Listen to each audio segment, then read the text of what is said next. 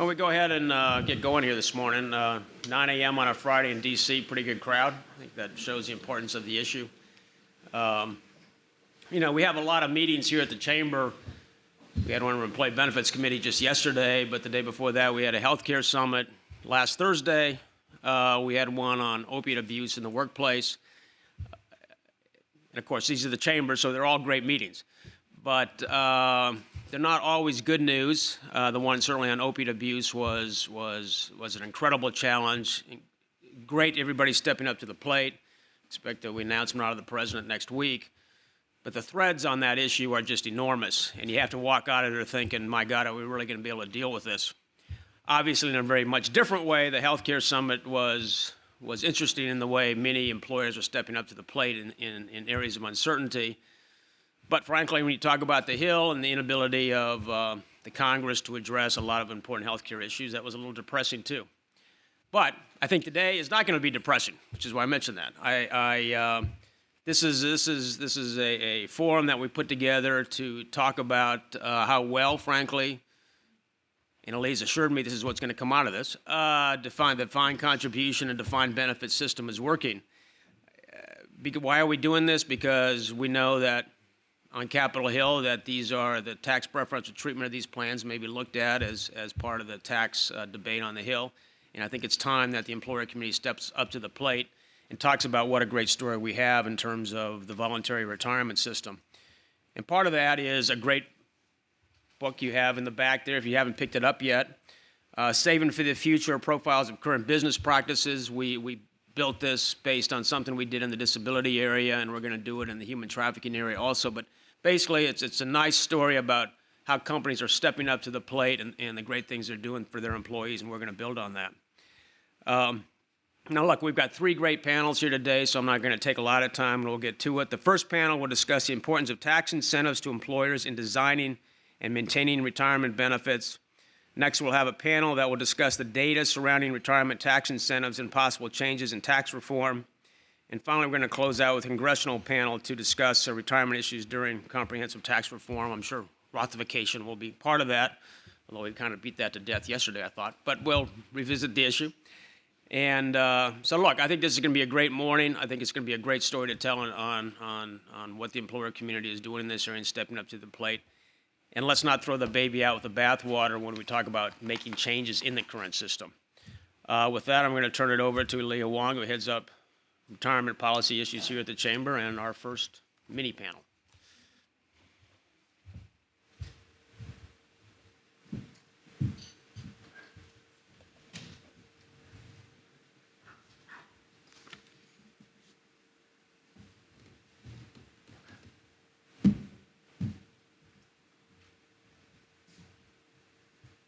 You want a second while we get Rick's slides up? But I'll start. Thank you and for joining us this morning. Glad you were all able to come out, as Randy said, on a Friday morning in D.C.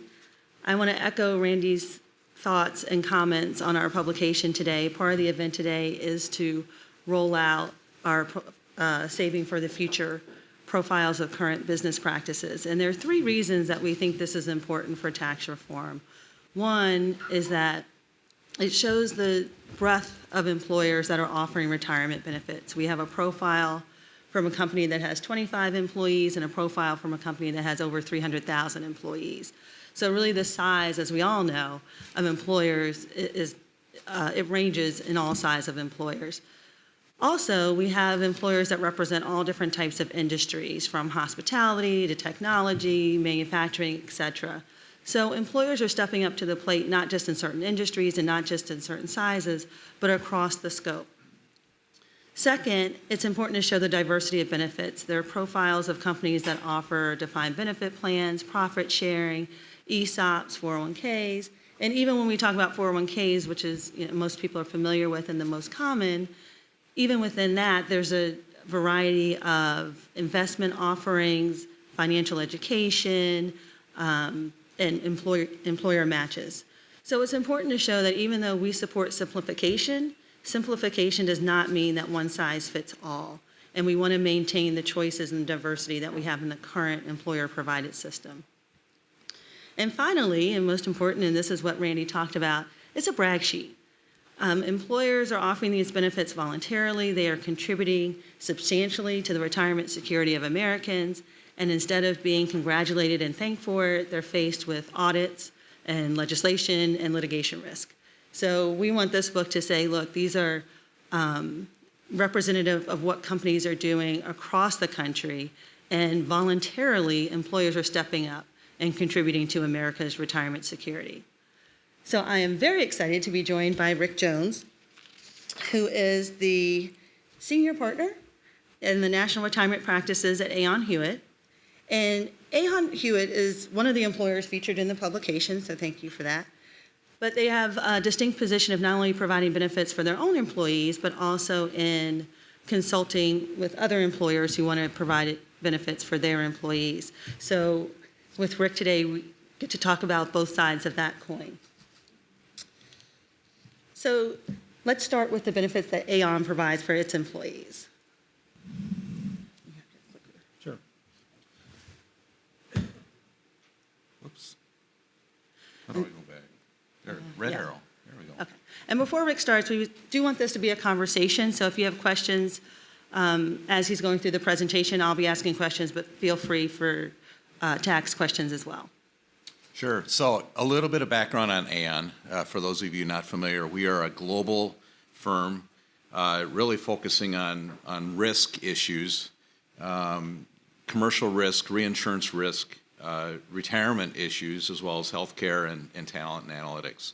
So really trying to manage that intersection of corporate risk and its impact on people, both our clients' people and stakeholders, as well as our own people and so on. So that's a little bit about who we are. Again, a global organization with about 45,000 people globally. If we look at the U.S., and really our strategy is global from a retirement perspective, but fairly traditional in today's environment, where we seek to provide our retirement security for our own colleagues through primarily a 401k plan with both profit sharing and matching contributions. Simplification has been very important to us in that process of making it a simple process for our colleagues to participate and make wise investment decisions for themselves and their families over time. But that's really the framework. We do maintain some frozen defined benefit obligations on a global basis that have been an issue for us to manage from a balance sheet and an income statement perspective like other organizations. But on a go-forward basis, our strategy is really centered around the 401k plan. And what considerations do you take into account when you're setting up a plan for your employees or your colleagues? Sure. It is suggested on the goals notation here, financial security through retirement is important. Not just the accumulation of assets, but the appropriate ability to use those assets during their retirement years and provide lifetime financial security. And certainly diversified and flexible investment opportunities. More broadly, like any other organization, we need to compete for talent. We need to attract, retain, and retire colleagues, and that's important as well. So, we're not that unusual in that regard, but those are some of the things that we've tried to focus on. And we also are trying to focus on things that we help our clients with as well. So we think it's best practices across the board. Terrific, and that's a great segue. So thank you for sharing Aon's personal story. Oh, we have a question already. I'm just curious, financial security through retirement. So can you talk to us a little bit about what that means? I mean, does it mean they have the means to save enough that you believe you can get through retirement, or is there additional support after they've left the organization in retirement? Certainly additional support as they continue to participate in the plan as retirees through portals and drawdown counseling and such. So really the intent is to provide them support through retirement. Some people choose to consolidate their assets with other providers, but for those that stay in the Aon program, we want to provide that support through their retirement years. Thank you. So as we're talking about tax reform, and we want to open this conversation up to how it applies to the general community. Can you walk us through the implications of tax reform as employers are considering their benefit choices and what to offer their employees? From the perspective of, Or just walking through how the tax implications impact benefits decisions, the decision to maintain plans. sure, maybe I'll go on a little history tour if Sure, I can. please. Before I do that, just to acknowledge the significant federal tax implications of retirement plans.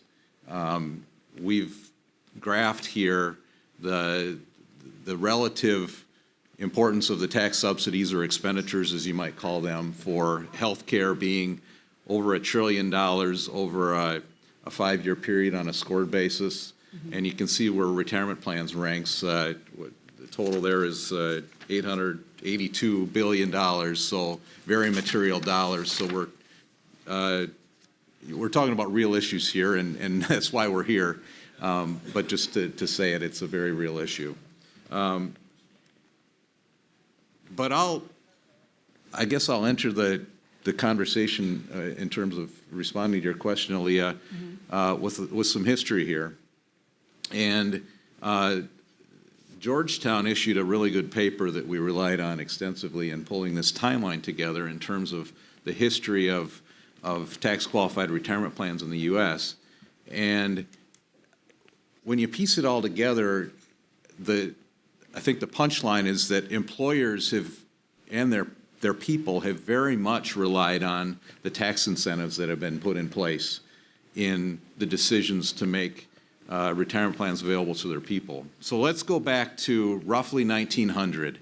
There were, according to the Georgetown paper, 13 defined benefit pension plans in existence at that point in time. So we called that nil coverage. So, very small coverage at that point in time. So what happened over the last century plus that's producing the environment we're in today? 1913, the first federal income tax was enacted, such that there could be a tax incentive for tax deferrals.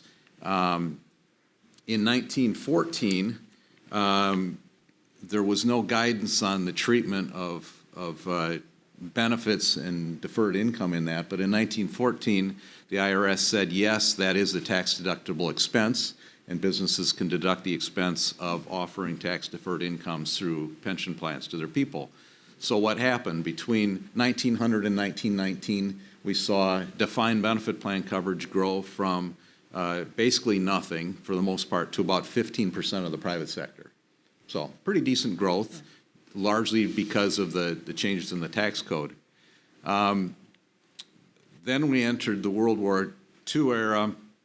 The percentage of the nation paying income taxes rose from about 6% to about 75%. So the financial impetus was there for people to start deferring more income.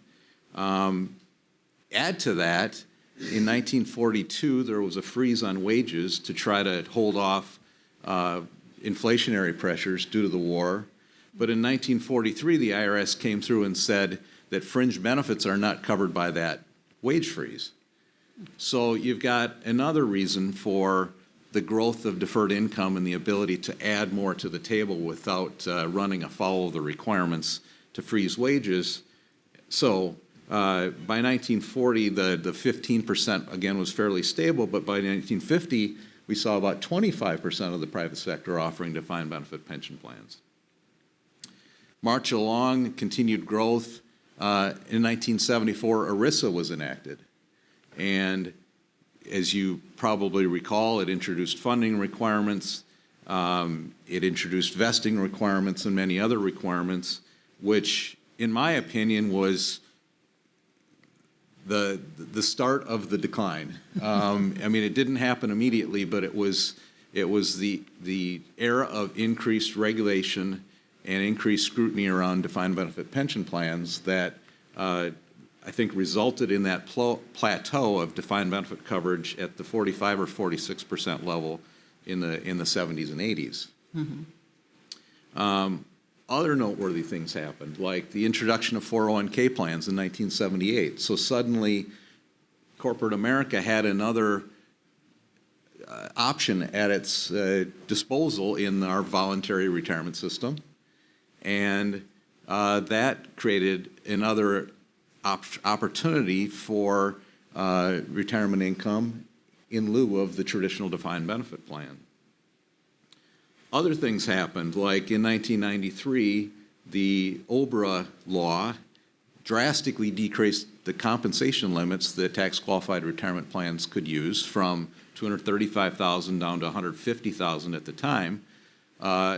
Another reason why there, in my opinion, was a flight away from defined benefit coverage. You know, the final average pay plans that were prevalent in that time period weren't as valuable to many of the decision makers earning, you know, in that $150,000 to $235,000 or more range. So again, another reason why defined benefit plans perhaps were less attractive, and defined contributions from a management perspective started to look even more attractive. Other things happened, like in 2001, the EGTRA law made defined contribution even more valuable from a participant deferral perspective. So you put more tax incentives on the table from a participant perspective, more flexibility on the table from an employer perspective. Again, you see continued growth of defined contribution plans in lieu of defined benefit plans. And then the Pension Protection Act was enacted, as you likely recall, in 2006.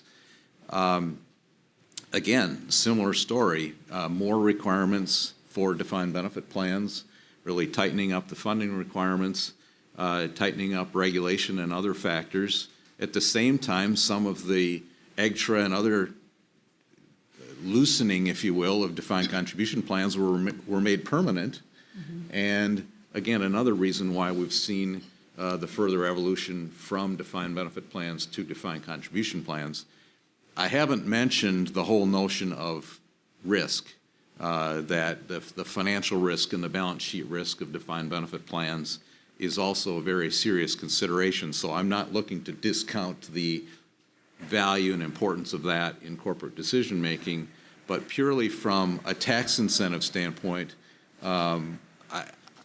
it's pretty clear to me that tax incentives have mattered significantly in employers' decisions over the last century plus to offer plans, to revise plans, to modify plans, and I think we've seen that.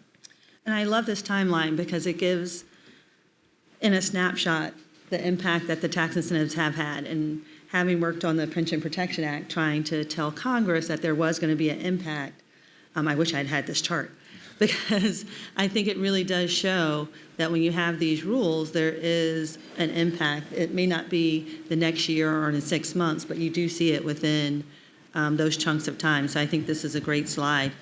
In your opinion, what do you think might have been? And the other thing I like about it is that it's not just what we think of in terms of taking away the tax incentive. There are lots of pieces that can impact the decision to maintain a plan or to continue a plan.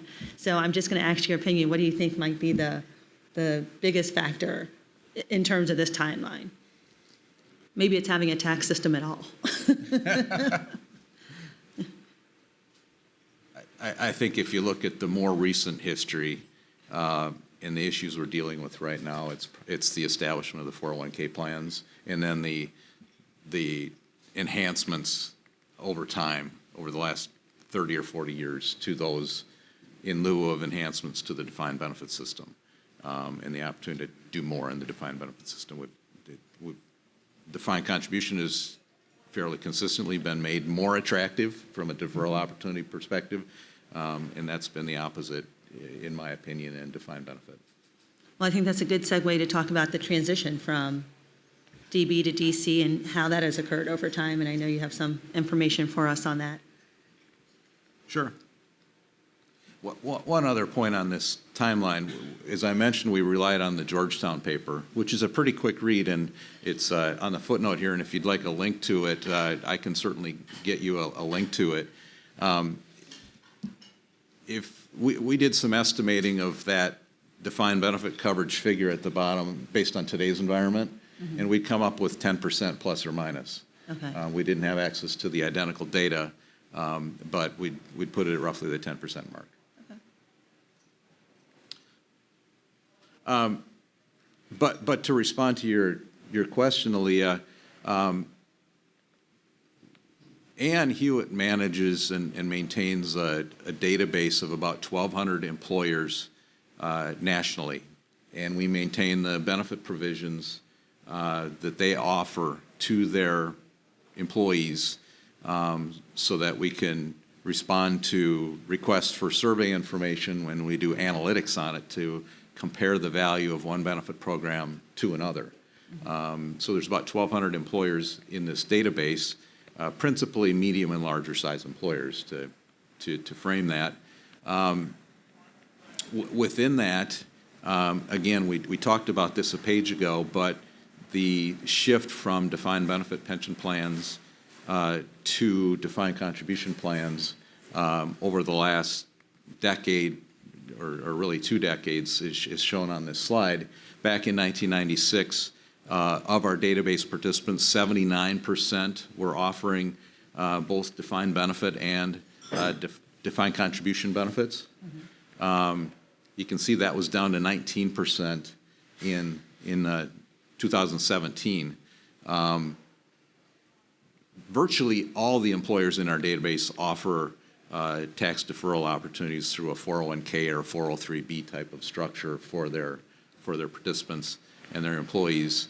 The figure is 100% in our database for salaried employees and 98% for hourly employees. So it isn't that employers have fled the system; they've just shifted their focus within the voluntary retirement system that we have. Yeah, this is another slide I wish I had, or I probably will take lobbying, because I think it is important to show that it is a transition and it wasn't just a wholesale turning your back on defined benefit plans and moving to defined contribution, but it continues to be a transition as we move through. And I think also our booklet talks about that too. A lot of the employers, and to your point, even if they don't have an active defined benefit plan, still have those defined benefit plan obligations.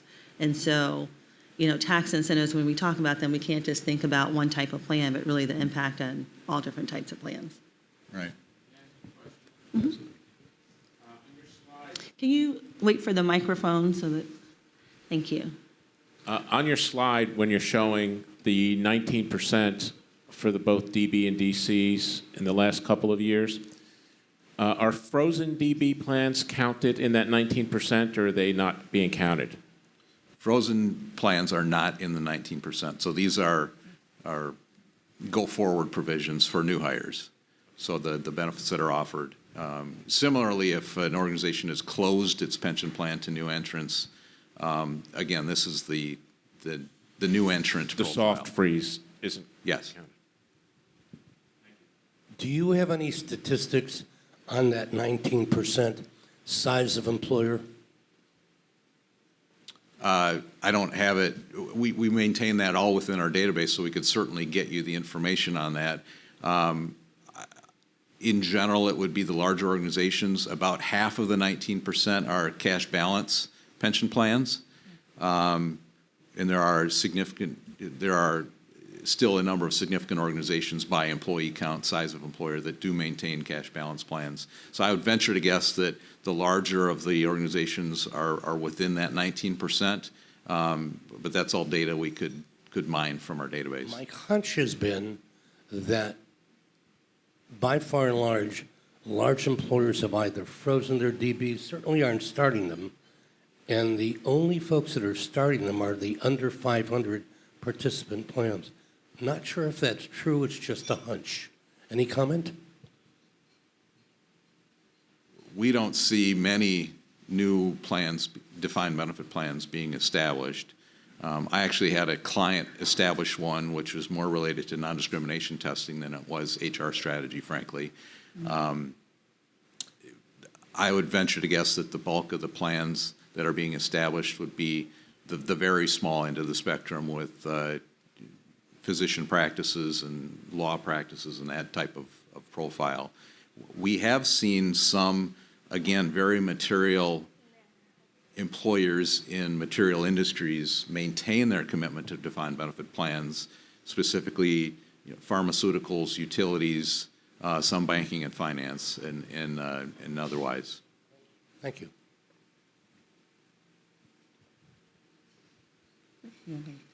Sure. One other quick point is that, again, we think that the system is important. The voluntary system is important. Is shown on the right-hand side of what you're looking at now. 4 out of $10 in retirement assets originated from the employer-sponsored system, whether it was defined benefit or defined contribution or IRA dollars that originated in the employer system. So the voluntary system as we know it has ebbed and flowed and modified, but it has produced substantial retirement assets that we are relying on individually and collectively and societally. Great. Okay? Yeah, Jim? I'll speak loudly. So when you say retirement assets at the top of that slide, retirement assets, 4 out of 10, what falls into the retirement asset bucket in your mind? So it would be the level of assets in defined benefit plans and the accumulated assets in defined contribution plans, and then our estimate of, well, specifically the 4 out of 10, our estimate of the IRA dollars that originated from the employer system. Does that answer your question, or? Well, not really. The other 6? If it's 4 out of 10, then 6 out of 10 are where? They would be in the private insured arrangements. Okay. Government programs, and then the portion of IRAs that didn't originate in the employer-sponsored system.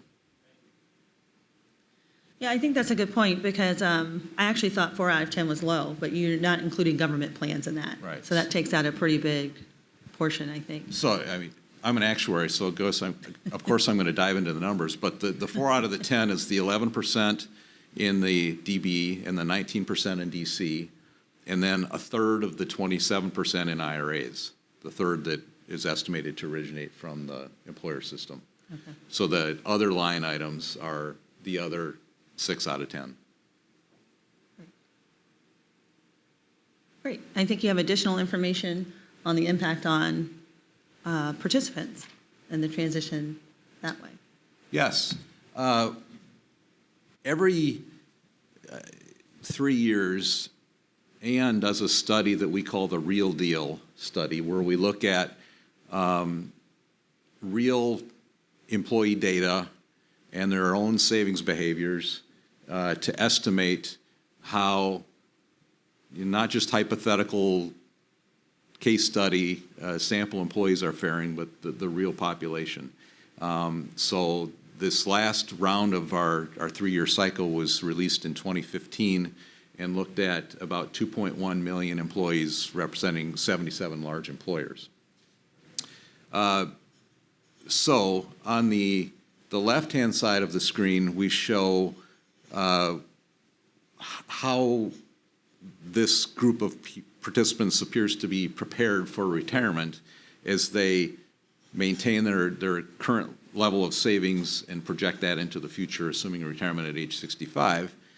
And if we equate everything as a multiple of pay, in today's defined contribution world, the account balance is the driver typically. So if we account for everything as a multiple of pay, we believe that, again, on a multiple of pay basis, you need roughly 15.8 times your pay at retirement to sustain your pre-retirement level of living. So if you had $100,000 of earnings when you retired, you'd have, what's that, 1.58 million of assets roughly. There's one asterisk to that Social Security is part of that 15.8. So if that obviously isn't an account balance type of program. So if we carve that out, which is 4.8 times for the average participant in our database, you get to roughly 11 times earnings necessary to reproduce living standards during retirement years. So of that 11 times, you can see that defined benefit at the bottom of the chart there is estimated to produce, on average, 1.9 times that earnings level we needed, so 1.9 of the 11. Defined contribution benefits that are employer-funded is another 2.4 of the 11. And then employee-funded is 4.1 of the 11. So everybody with me so far? Right, I'm not an actuary, but it does look like it's about half Yeah. of what you need, so. Right. So there's a gap there, a projected gap that to sustain pre-retirement levels of income, employees either need to save more or retire later under the operations of the current systems and the way people are currently saving. But to get to your question, Aaliyah, after that background, how does this play out over time? And as we think about the shift that we're part of right now, how does this shift from defined benefit to defined contribution produce these types of differences? Well, we looked at within our database that drove the aggregate numbers on the left-hand side of the screen. If we looked at people in their 60s, 35% of their funding of their retirement income would come from defined benefit plans. But if we look at people in their 20s and 30s, that would be only 12%. So no surprise there, a big shift from DB to DC. Similarly, the next line down, defined contribution plans, 16 to 24% increase. Again, no surprise there. The part that I think we collectively need to think about is the employee responsibility bucket, which has increased fairly dramatically from 49 to 64% of the total. And is that outside of the plan when you talk about employee responsibility, or is that the employee part of the defined contribution? Both. Okay. Both. So you might say, so why is employee responsibility higher? I think it's for a number of reasons. As this shift from defined benefit to defined contribution has happened, in general, employers have designed go-forward programs that are less expensive than their predecessor programs. In fact, we've done, let me grab my data here. We did some study that suggests that back in 2004, the average expenditure or cost as a percentage of pay for retirement income benefits was 7.3% of pay. So if somebody was earning $100,000, roughly $7,300 would be available to them in employer funds for retirement. By our estimates, that was down to about 6.2% in 2016. So there's been a decrease in the amount of money put on the table for employer-sponsored retirement plans. So that's one reason why this employee responsibility piece is up. The others are economic and demographic. Number one, interest rates are lower, so it takes more funds to reproduce and produce retirement income in a low interest rate environment. And life expectancies have increased, so it takes more in funds to produce retirement income. So for those reasons, we've seen the employee responsibility line go up fairly significantly. Okay. Well, I'm going to look at the glass half full, literally in this case. Without employer-provided plans, this deficit in retirement resources and needs would be much greater, almost at 50%, it looks like. And I'm wondering, when we look at this, the difference between defined benefit and defined contribution and the generational difference, another chart I like, does this correspond at all or have any correlation to coverage? And how does coverage play into this in terms of, and I'll go with my theory, that people talk about the good old days of defined benefit plans, but I think a lot of us know not as many people were covered by defined benefit plans as they are by defined contribution. So is that taken into account in some of this, or is it completely different? Meaning the the coverage is higher. Right. Under a defined contribution world. Right. So employees in their 20s and 30s, even when you look at the difference, or employees in their 60s, it's only 35%, 16%, but then 12% and 24%. Does that have anything to do with coverage? Or the numbers? Are they unrelated? By and large, the employers that were included in this study were both defined benefit and defined contribution sponsors. We have seen an uptick in employee savings in general, both as a rate of participation as well as the amount that they contribute. I think Boeing's profile may have spoken to that in the booklet. So we have seen some very positive employee behavior actions. But again, the demographic and economic factors are playing into it as well. Okay. So this has been great background, but we're here to talk about things that might be happening in the future. So what do you think the impacts of this question of Rothification? And what are your thoughts on that?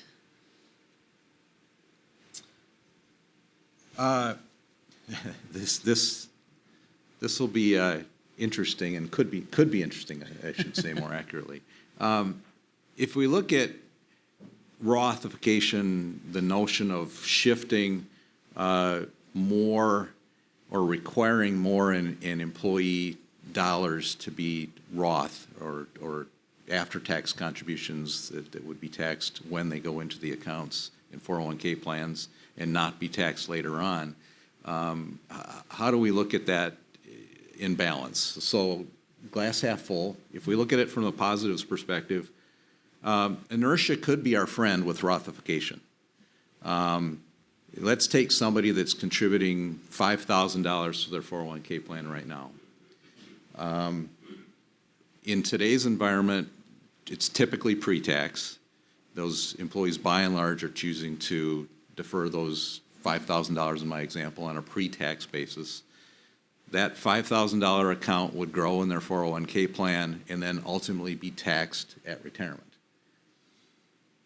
If that same participant in a Roth world defers the same $5,000, pays the tax on that up front, they'll have $5,000 that will grow tax-free and then be distributed tax-free, so they will ultimately get more retirement income out of a $5,000 Roth contribution today than a $5,000 pre-tax contribution today. So that is obviously predicated on whether employees would let inertia be their friend and pay the additional taxes today in lieu of the taxes down the road. But if you look at the high earners, Roth is an opportunity for them to defer even more income.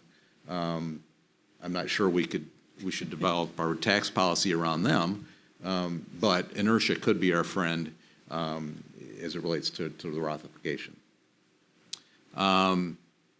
If we look at it otherwise, I mean, it's kind of the flip side of the scenario I just painted. It may increase taxes for some based on timing differences. It would reduce in the choices that people might have available. And employees may need to save less to maintain their take-home pay levels, again, in my $5,000 example. So on balance, inertia is really the hope that Rothification could produce better results in the future as opposed to neutral or negative results. I personally think that Rothification could be another layer of complexity that would confuse participants, another element of decision-making that hopefully would not get in the way of wise decisions and behaviors. We have a question.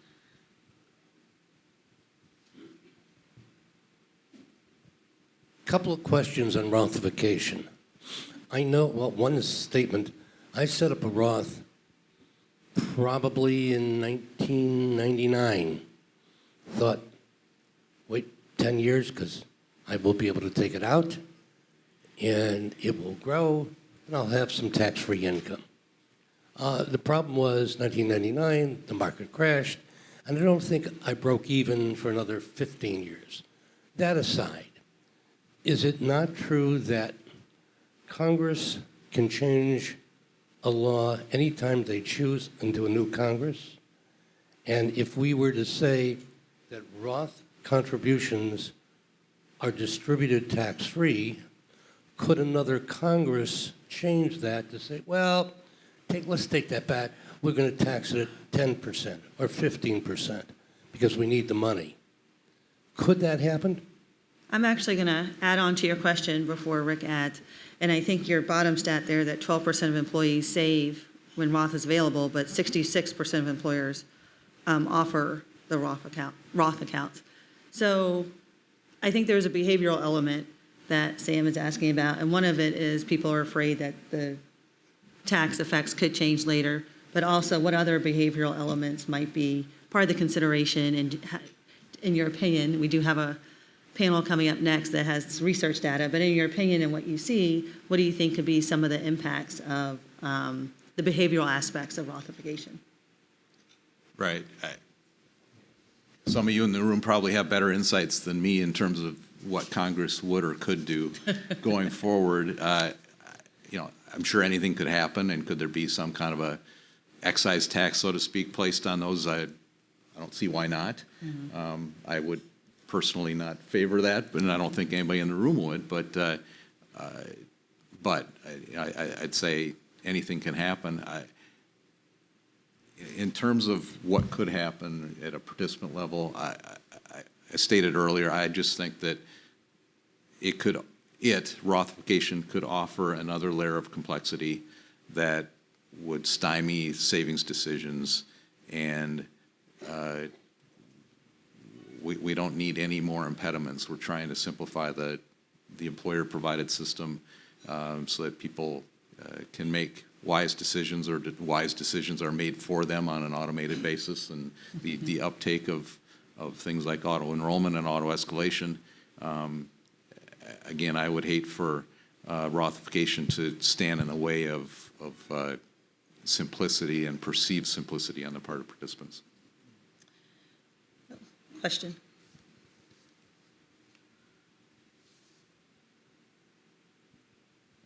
Thank you. My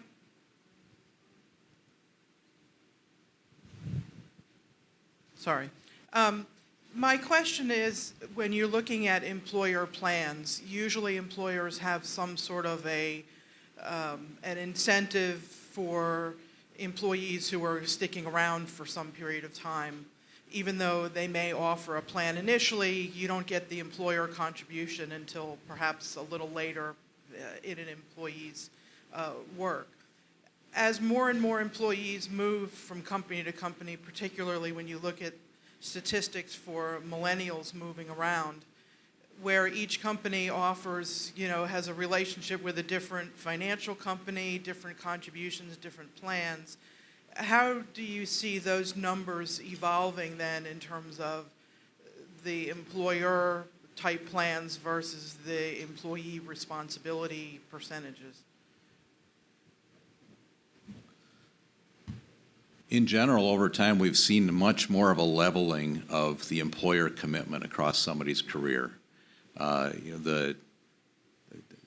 We've often referred to them as hockey stick graphs, where the value in some of the historical retirement programs accrued modestly early in somebody's career and then grew dramatically as they approached late career. In general, those hockey stick graphs have been leveled out to produce much more level accrual of benefits across somebody's career, as well as vesting requirements have been loosened partly by legislation and requirements, but also as employers have sought to reward people more evenly across their career, and to not create impediments for people to either save or to join the organization, for fear that 5 years or 7 years or whatever the time frame might not be in their time frame.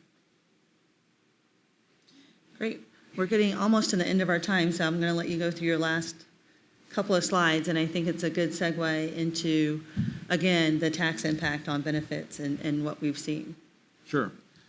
Specifically, we wanted to spend a little bit of time talking about defined benefit plans and the current tax environment as it relates to defined benefit plans. Not a lot has been said within the tax reform debates about treatment of defined benefit plans, but I think there are some other implications that come in as employers make their decisions about funding their plans and maintaining plans and so on. So what is in front of you right now is data from our very recent Global Pension Risk Survey, where we surveyed employers and plan sponsors of plans representing about 4 million participants and about $400 billion in assets. So pretty sizable group of respondents here. And we have seen a trend in the last year or two toward increased cash contributions, voluntary, into defined benefit plans, as our clients and as plan sponsors have sought to fund up and make their defined benefit plans better funded. So why is that? Why have we seen that? And a lot of it comes down to tax and tax policy. We circled some of what we think are the key factors when our clients were asked and our survey respondents were asked why they were choosing to contribute more to their defined benefit plans. And some things stood out from a tax perspective. Number one, reducing PBGC premiums, which we really view as a tax. And those taxes in the form of PBGC premiums have increased dramatically in recent years. There's two forms of premiums. One is basically doubled in the last 5 to 7 years, and the other is going up by 400 or 500% within the last number of years.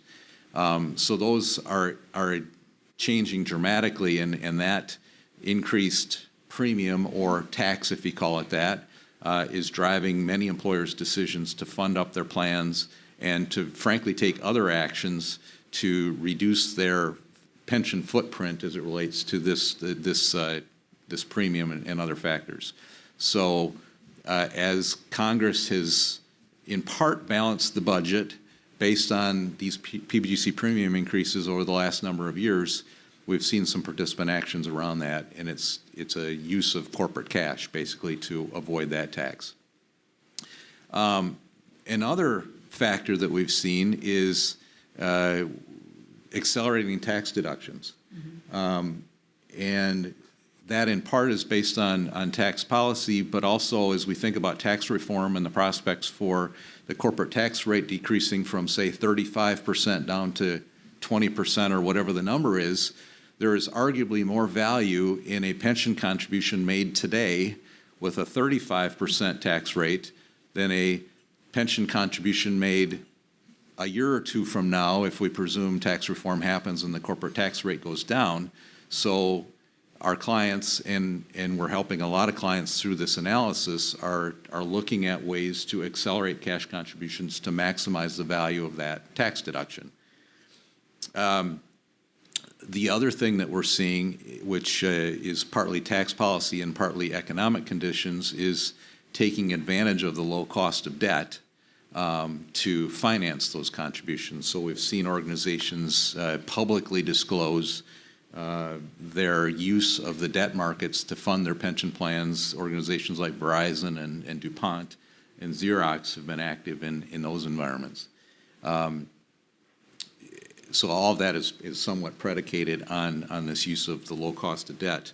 I'll wrap up the prepared slides, if you will, with one chart which shows that we don't believe you really need a low cost of debt to make the case for pension contributions, particularly with a higher corporate tax rate as well as a high PBGC premium.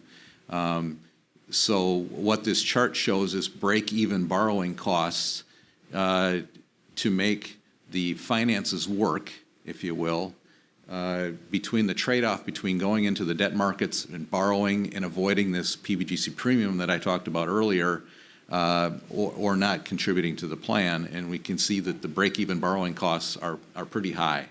And on a break, I can go into the details of the calculation if that's helpful.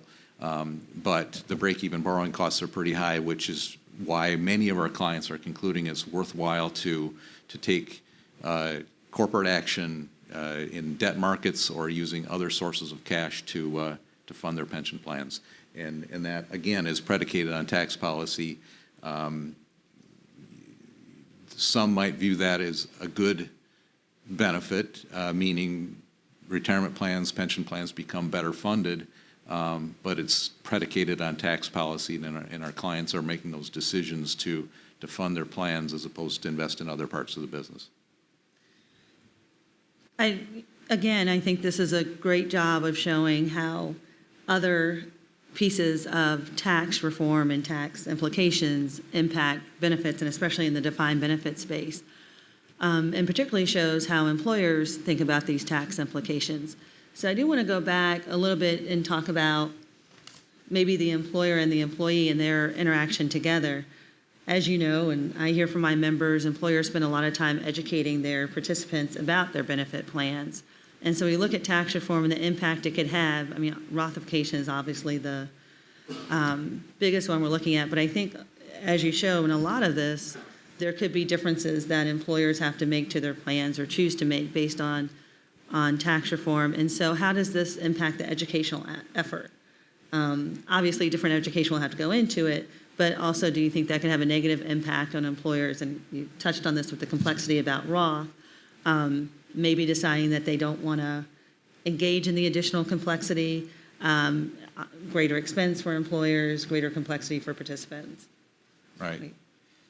Yeah, I don't know if I've got any other great insights on that point, aside from the fact that the complexity will, I think, result in some employer decisions. I'd hate to see them scale back their efforts to do an even better job because it's more complex, and I'd hate for participants' behaviors to change. You know, one thing that I haven't mentioned that hasn't come up is the notion of multiple employer plans or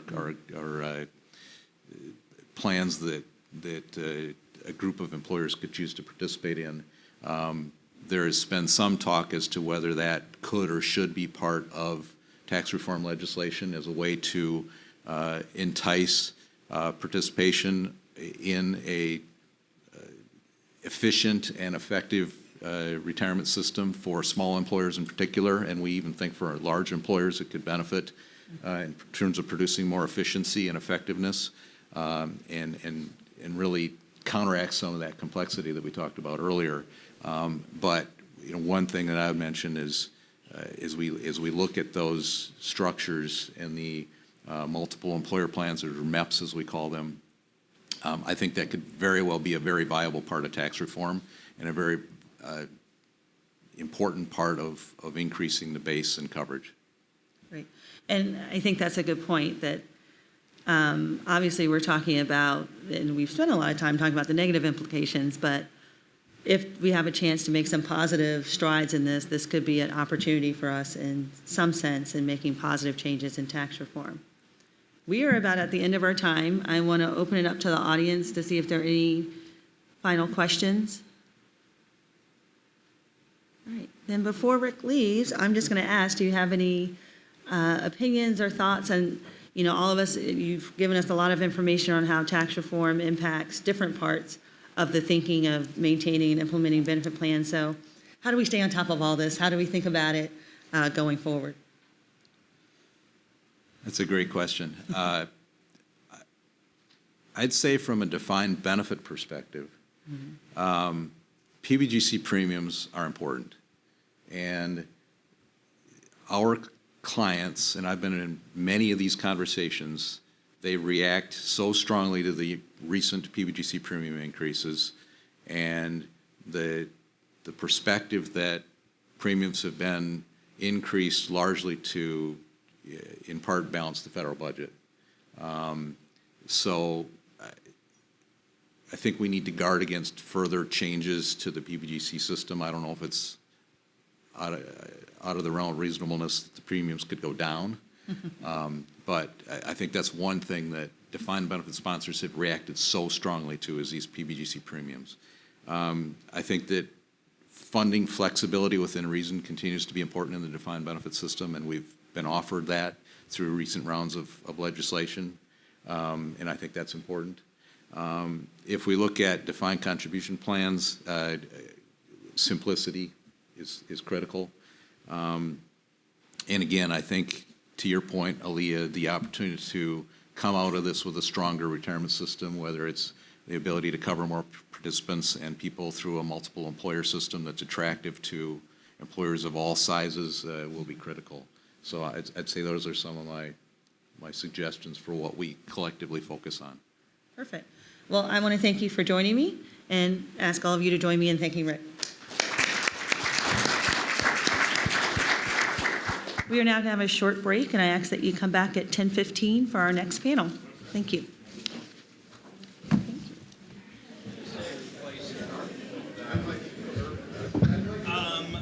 So if I could have your attention, we can get started with our second panel.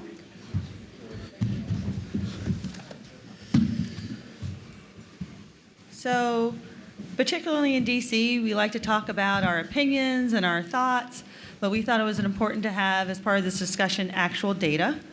So this panel is What Does the Data Say? And we have several experts here. The panel will be moderated by Dennis Delaney, who is our recently retired chair of our Employee Benefits Committee here at the Chamber, and has been a great asset to us. So I will turn it over to Dennis. Thank you, Aaliyah. Good morning, everybody. Today we're talking about the possible impact of tax reform on retirement plans. While we don't have a lot of details, we do have a lot of rumors which cause a lot of concern. The blueprint that was released a couple of weeks ago made only a vague reference to retirement savings. However, one of the most persistent rumors we continue to hear concerns Rothification, which by the end of the year will be admitted into Webster's dictionary as a new word. Mandating that certain 401k and IRA contributions have to be made into Roth accounts. In addition, we remain concerned about other negative impacts on retirement savings. On this panel, we will be looking at research and data. We are joined by 4 great organizations that will be sharing their research with us today. To my left is Jack Vanderhei, Research Director, Employee Benefits Research Institute. To his left is Shai Akabis, Director of Economic Policy at the Bipartisan Policy Center. To his left is Aaron Sapiro, Director of Public Policy Research, Morningstar. And to his left, Dave Gray, Senior Vice President, Retirement Product Leader, Fidelity. So if we could, let's start to my left. And Jack, could you give us a 5 to 7 minute kind of overview about what you're working on? Is it okay if you use the podium? Sure, absolutely. Thanks. Good morning. It's a pleasure to be here. What I want to do is give you a sneak peek of something we're going to be presenting publicly, hopefully in very, very early November for the Employee Benefit Research Institute. And basically, we've been doing a lot of simulation work using our retirement security projection model. And I just want to give you some of the quick highlights of the preliminary findings thus far. The one thing I want to point out first is I'm going to be talking about 2 different packages. One would be full Rothification by itself, nothing else added. And the other one was, at least until last Monday, part of the grand bargain everybody had been talking about, and that is if we're going to have the potential negatives of Rothification for the 401k system, perhaps some of that additional revenue could be used to do something else to help other components of the retirement security landscape, and certainly the ones that were talked about most often when we started doing our surveys and our simulation work were to do some kind of an enhanced savers credit.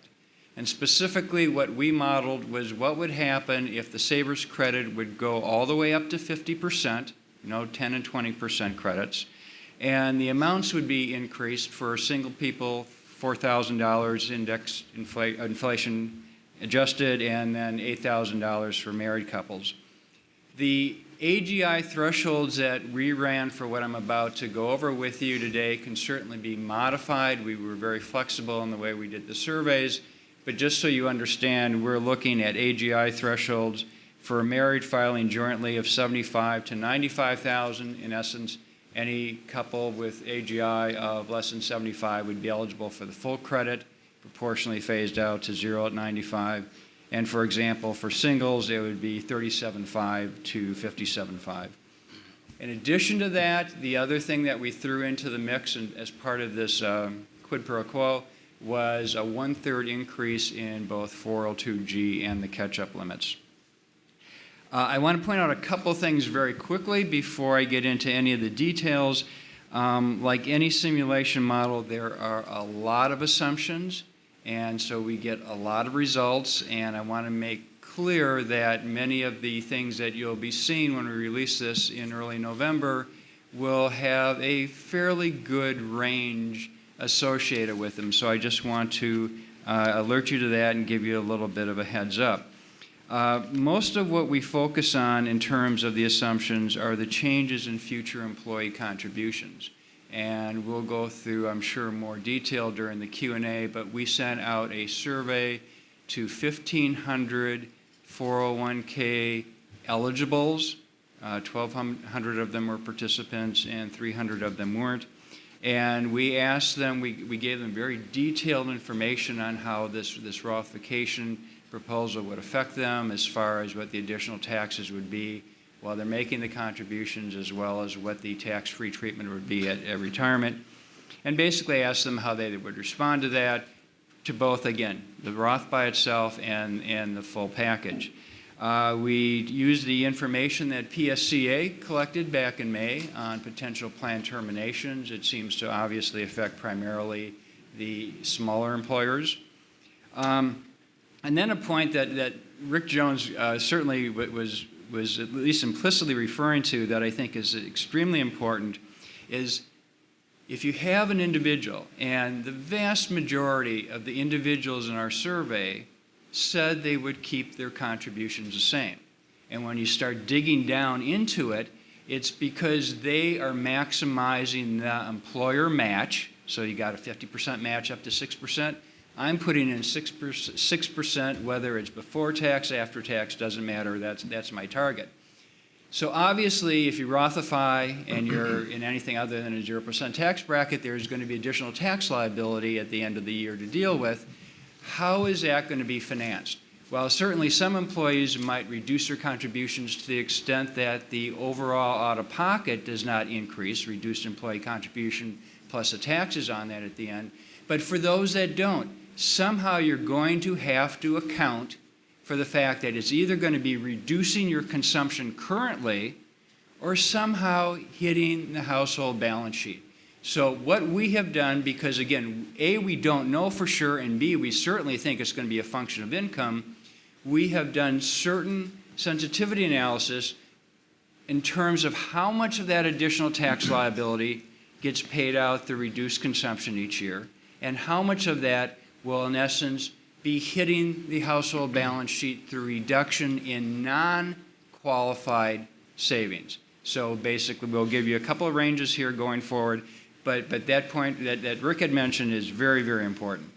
And the last big assumption that we had is, what about the increase in cash outs at job change? We all know that currently for low income and people with low account balances, there's an incredibly large probability of cashing out at job change. Now what's going to happen, at least in terms of the Roth bucket, if suddenly you don't have any tax disadvantages. Some people have hypothesized it's going to be a giant ATM machine, and basically every time you change your jobs, bam, that Roth money, because it's tax-free and penalty-free, is going to come straight out. So we worked with ABC. We did a survey of 133 plan sponsors. We found that breaking it out by income category, the average assumption as far as the plan sponsors were concerned that there'd be a 29% probability increase for the lowest income as far as probability of cash out at job change, and then it phased down obviously with higher incomes down to single digits later on. We did a lot of sensitivity analysis, like I say, around these various assumptions because, again, we could get some point estimates, but we wanted to make sure we understood what the overall impact was. When we release the full report in November, there's going to be many, many different times of output metrics. And anyone who might be familiar with some of the work we've done in the past using the retirement security projection model know we have this thing called a retirement savings shortfall. And what we do with that is, in terms of retirement income adequacy, we look at the present value of retirement deficits for anyone we project is going to fall short in retirement. And basically, we see how much you can move the needle on that number if indeed you do something like we did something for auto IRAs, and we've looked at automatic enrollment and automatic escalation, et cetera. But what I'm going to be doing is giving you numbers today that look at something even more expansive than that. The point being, if I've got somebody, let's just say we've got a single individual who's simulated to pass away at age 87. Without Rothification, you would have had a $100,000 surplus. With Rothification, maybe reduced contribution sufficiently that we only have a $60,000 surplus. That $40,000 difference in surplus at the end of life, the present value of that, doesn't show up in our old metric, retirement savings shortfalls, because they didn't run short of money. So we had to expand that to also look at retirement savings surpluses. So everything I'm going to be telling you today will be the net of the retirement savings surpluses less the retirement savings shortfalls, which you can think of in terms of the cohort we're looking at as the net retirement income adequacy figure. Now, we have many, many other things that we're looking at, including for anybody who's in the record keeping or the investment management universe, that probably will be a much more important number. We're also looking at assets under management under these various assumptions. But in terms of public policy retirement income adequacy, that's what I'm going to focus on today. We also will be giving you two different scenarios in the full report. I'm only going to look at one, and because what I want to show you is the change in retirement income adequacy here. So we have to figure out change compared to what. We're going to do two different status quos in the full report. The one I'm going to give you today is assume nothing changes other than the tax rate reductions they're talking about now, the 10, 25, 35%. So I'm going to look at pure Roth with tax changes versus nothing but tax changes, and then I'm going to look at the full package plus tax rate changes opposed to nothing happens plus tax changes. That gives you a better apples to apples comparison. We'll also be looking at the status quo with no tax changes if you just want to have an impact of what would happen if all of this was enacted versus where we are today. But for today, we're going to give you the clean apples to apples comparison. Who are we looking at? We're looking at all 401k eligible employees from 25 to 64. Basically, I've got a database of 27 million individuals from 100,000 plans. So I've got very good administrative data to basically seed this model. The one point I just want to bring up, and hopefully we can get to this in Q&A, this does not deal with the access issue, okay? Rothification is obviously only going to be dealing with those individuals who have 401k plans. I was at a panel in New York yesterday for DECIA, and Mark Every, who was on the panel with me, made me commit publicly that as part of this, instead of looking at taking some of that budget gain from pure Rothification and sticking it into these enhanced savers credits, what if we would go back and look at the impact of auto IRAs? So if we would combine full Rothification by itself with some kind of an auto IRA approach on the federal basis, obviously now you've got something where those additional dollars, budget dollars, could be used to help in the overall access. That's not what we're doing today. That's hopefully something I'll have in time for the November policy forum. But for today, I'm only looking at 401k participants currently between 25 to 64. Okay, so what are some of the key takeaways we found so far? These are going to be aggregate numbers. And the very first thing I'm going to tell you is, yes, I'm going to be doing an overall winners versus losers analysis on this. So you're going to see what percentage of people, broken out by age, broken out by income, broken out by employer size, et cetera, would win versus lose, and by how much under these various proposals. But in terms of the overall aggregate, if you do Roth by itself, okay, we're not doing the full package yet, Roth by itself, the change in this retirement income adequacy number I told you, present value of surpluses minus present value of shortfalls, is a range between an 11.9% decrease and a 2.6% decrease. What drives that range is this assumption that I was talking about in terms of what Rick mentioned. It's basically how you're going to fund that. Are you going to fund that additional tax liability by decreasing consumption currently, or are you going to basically say, I'm going to assume that's going to affect my other savings because I'm going to have the tax liability come out of the non-qualified savings? If you have 0% reduction in consumption, that's where you end up with the 11.9.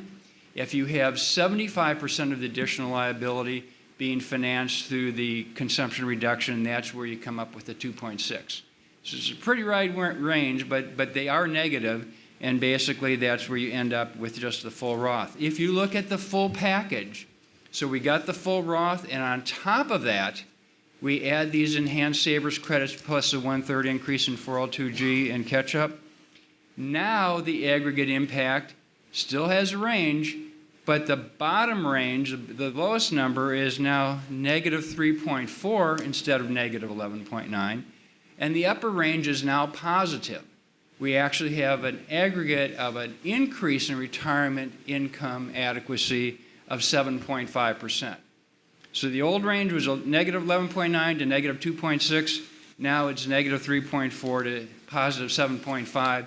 Again, the range is being driven by what we assume in terms of consumption reduction. Now, very quickly, just to quickly end up on this, we also have some age and wage breaks.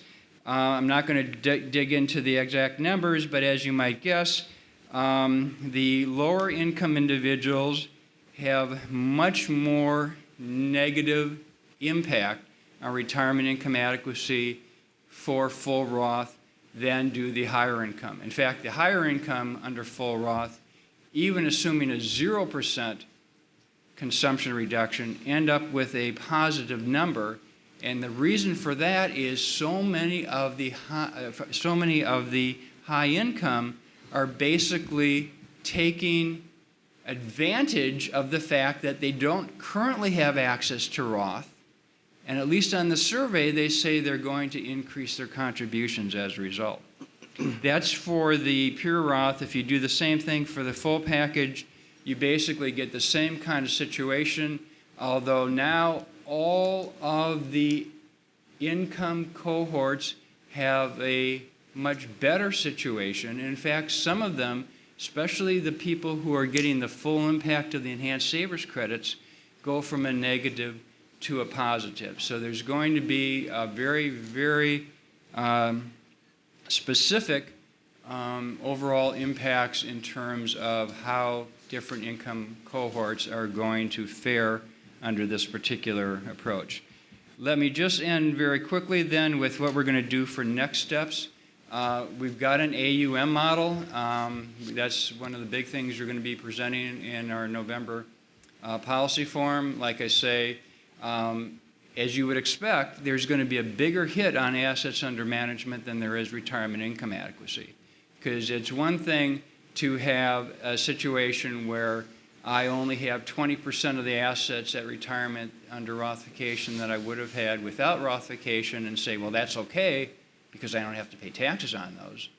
But if you're in an AUM environment where a dollar is a dollar, whether it's going to be after tax or pre-tax to the individual, it makes a huge difference. So the AUM results will by definition be much more negative than anything we do on the retirement income adequacy. The thing that's been keeping me awake since Monday is the the assumption du jour, I guess, is that forget everything I just told you about full Roth, because we're going to go back to the camp Roth, but we're going to modify it. And instead of having 1/2 402G or a $9,000 threshold, which obviously wouldn't bring in a ton of money. Now the rumor going around since Monday has been there's going to be a $2,400 threshold. Obviously, that means that any employees could do either one before tax or after tax up to $2,400. If you want to put in more than $2,400 a year as an employee, then it's got to be Rothified. So basically, we're updating all of our models for that, and hopefully we'll have something out on that very, very quickly. And like I say, what we're going to really focus on, though, is from a participant standpoint, a winners versus losers analysis, which income groups gain, which income groups lose, and basically by how much. And that's going to be the primary focus of what we'll be showing you hopefully in a couple of weeks. Thank you. Thank you, Jack. Shai? Sure. So thanks for having me here today, Aaliyah, in the chamber, and thank you, Dennis. So I guess I'll just take a couple minutes to talk about this from a little higher level perspective than Jack was coming at it from, and I'm really eager to see the modeling that EBRI comes out with, because I think what they're trying to do is take into account all of these different factors and see what comes out of that box. Taking, again, a step back for a minute, though, I think it's important for us to consider what some of the elements that go into this, whether it's the modeling or just the considerations of policymakers when we're talking about the Rothification issue. The way I look at it is that there are two elements to this. One is the direct tax element that we can know with a fair amount of certainty, because it's just the tax rates that people are paying on the dollars that they're either putting in or taking out of these accounts. And then there's the whole behavioral category, which is how are people going to react to this change? How are people and employers going to react to this change? So the more straightforward one, I think, is the direct tax impact. And that's actually what we're working on modeling for at the Bipartisan Policy Center. We're working with the Urban Institute, and we hope to have some results shortly. But what I mean by the direct tax impact is under a tax-deferred system, of course, you get the tax exclusion up front, and then you pay those taxes on the assets that you withdraw from the account, generally in retirement. The tax rates that you usually pay in retirement on those assets tend to be lower than the marginal rate that you're paying when you put those dollars into the accounts during your working years.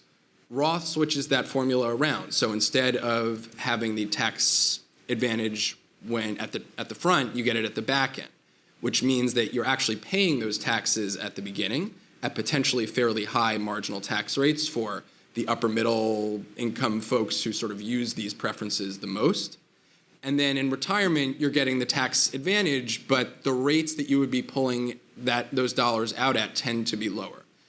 One major reason why they tend to be lower is if you think about sort of a marginal rate versus an effective rate or an average rate. When you put the dollars in at the beginning, if I make $100,000 and I put $10,000 into a tax-deferred account, then I'm protecting myself against the marginal taxes on those $10,000. So I might be I don't know this off the top of my head, but I might be in the 25 or 28% tax bracket. And I'm not paying the taxes on those marginal dollars that I put in, which would be 25 or 28%. When I reach retirement, first of all, I probably don't need $100,000 to maintain my standard of living because my expenses are lower. So let's say I need $70,000 or $80,000. But in addition, the dollars that you're pulling out of the account are going to be generally much greater in scale. So I might, out of that $70,000 or $80,000 that I need to live in retirement, $40,000 or $50,000 of the taxable amount might be these assets that are coming out of my retirement account, assuming I've had a sort of successful saving career. And the taxes that would be paid on those $40,000 or $50,000 is more like an effective or average tax rate, because it's not just the marginal rate that you're paying on the 80,000th dollar, it's the rate on that $50,000 chunk that you pull out. So for most people, and this is what we expect some of the modeling will show, those tax rates that you are pulling the money out in retirement at are lower than the amount that you get the preference for when you put the money in under a tax-deferred basis. So what this all goes to speak towards is the bang for the buck that you're getting for your tax preference. Now, that doesn't mean that you will necessarily have a better outcome or more assets or a more retirement security in the end under the current system than under a Rothification system. It just means that strictly looking at the bang for the buck from the tax code, it might be less for a lot of people. So that's the direct tax impact.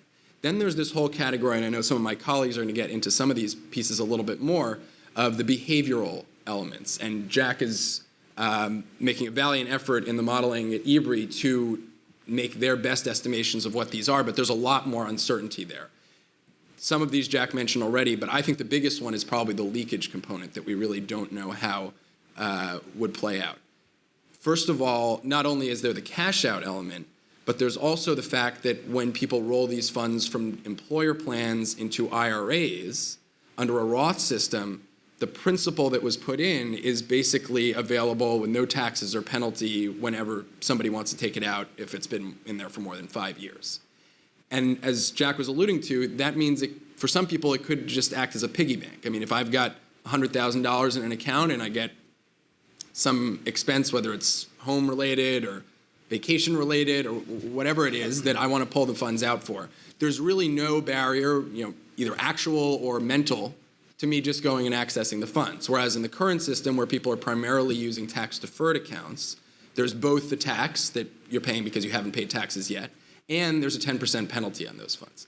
Now, it's possible that they would change the rules in a tax reform to make those more difficult to take out of the accounts, but there's a huge question mark there, I think, for policymakers to consider. The other big one is what Jack also mentioned in terms of the contributions. And there are so many pieces that go into this in terms of how much people will contribute and participate in these plans under a all Roth system versus today's system. And it could, in some cases, end up that people unintentionally contribute more because, as Jack said, inertia carries them over. They're contributing a certain amount. They make up for it somehow in their other spending, but the same amount goes into the account, but it's after taxes, and so they'll end up with more in retirement. My guess is that that won't be the case for the majority of people, but we really don't know because there's so much in terms of the education of employees and how they react to that education, whether some of the behavioral economics research of inertia that people don't respond to this could mean that more than we expect just stay at the same level that they're putting in and unintentionally make it up somehow in their other consumption. And then there's finally the employer piece. And even though I'm skeptical that we're going to see a massive change in how many employers are offering plans if we move to a Rothification system, I don't expect to see a lot of them drop their plans. What we're talking about really that's important is on the margins. Are there some employers, especially in the small employer universe or medium-sized employer universe, that are considering taking up plans or that might be considering taking up in the next few years, that this would potentially disincentivize them from doing so? And I have no direct evidence on this other than having conversations with people about it, but it's another factor that I think needs to be taken into consideration. Sure. Is it possible, it's to everybody, to predict what effect there would be if they extended the 10% additional income tax to Roth that are pulled out early? I mean, you're still getting the tax-free inside buildup, and so would that keep it from becoming the ATM you're suggesting in my opinion? Is it possible empirically to predict that? Well, I'll answer qualitatively, which is that I think it would almost definitely help. I'll turn over to Jack as to whether he has more insights on the quantitative or modeling capacity of that. Okay. First of all, empirically, and this goes back to the question the gentleman asked on the previous round, to what extent does the distrust of the federal government not changing the rules later on impact these results? And one of the things we did after each of these 1,500 people told us whether or not they were going to change their contributions, and if so, by how much, we asked a different set of questions trying to get to the rationale. And for the individuals who said they were going to decrease their contributions under a Rothified system, the number one reason for decrease, 88% of them, said because they didn't trust the government not to go back and change the rules later on. And in essence, they'd have to be paying the tax twice. Now, to your question, well, I have to really dig back, but I do believe, and if there's anybody here that remembers the good old days of DB reversions, perhaps you can remind me on that, but didn't they do, PBGC or DOL did a study showing what the reversion excise tax would have to be for the corporate sponsor to basically be neutral as to where to basically not be taking advantage of the taxes at that point. Right. So I think that kind of analysis could be done. Obviously, now you're dealing with an individual as opposed to a corporation, so it's going to be a completely different decision maker. But I suspect, and the problem, if I remember, when DLL did this, is obviously different employers had different tax rates, so there wasn't going to be and different durations, so it wasn't going to be one number applied to everyone, but I think they came up with something that way, and then Metzenbaum increased it later on, if I recall. But we could certainly do the same kind of thing here, but again, I don't think, you could come up with a single number that's going to apply to everyone to try to give them, in essence, a tax-neutral position. But if you're just simply saying, let's do a number large enough that it's going to put back the disincentives of having withdrawals prior to, 59 and a half perhaps? Mm-hmm. But I completely agree with Shai. I mean, the hardest part of this modeling was to say, okay, you've got your Roth bucket, you've changed jobs, let's assume you haven't cashed it out, you put it into an IRA. The current numbers on IRA withdrawals pre-59 and a half just are not going to apply anymore. And it was a huge amount of sensitivity analysis to try to come up with a number based on that. So, I mean, maybe we could talk later on that. If that's something you're interested in, I'd be more than happy to explore that in more detail. Just one very quick final point, and then I want to turn over to Aaron and Dave to give them time. On this question of what do we expect if such a reform goes into effect, I think one of the really big concerns that I have after looking at this for a long time is that there's no good way, at least in a short period of time, like we're talking about this policy consideration in the recent months, to get a good sense of what our expectations are for how individuals and employers will react to this. And I'm extremely skeptical of almost any survey result that we see, simply because a major factor that we're talking about here is defaults and what happens if people aren't aware of these changes. So if we are trying to figure out what's going to happen if people may or may not know that this change was made, and we go to them and we say, well, how would you react if this change was made? By definition, we're not connecting the dots there and giving them putting forward a realistic scenario of what's happening. You can try to get at it and say, if you saw your tax bill go up by this, how would you react and look at your retirement assets?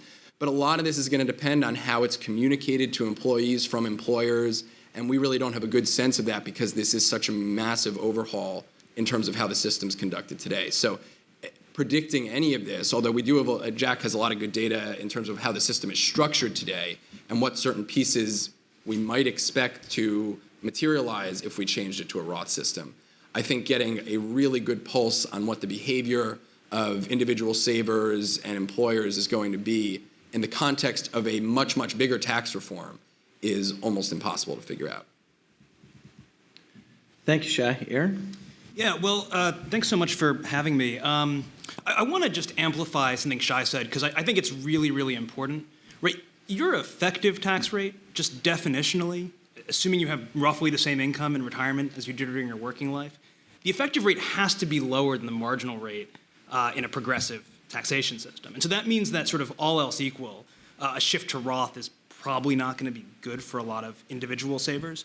So I don't have access to the 27 million simulated people in the EBRI microsimulation model or the urban model, but we did a paper where we just looked at 12 prototypical people just to kind of get a feel for what this would look like.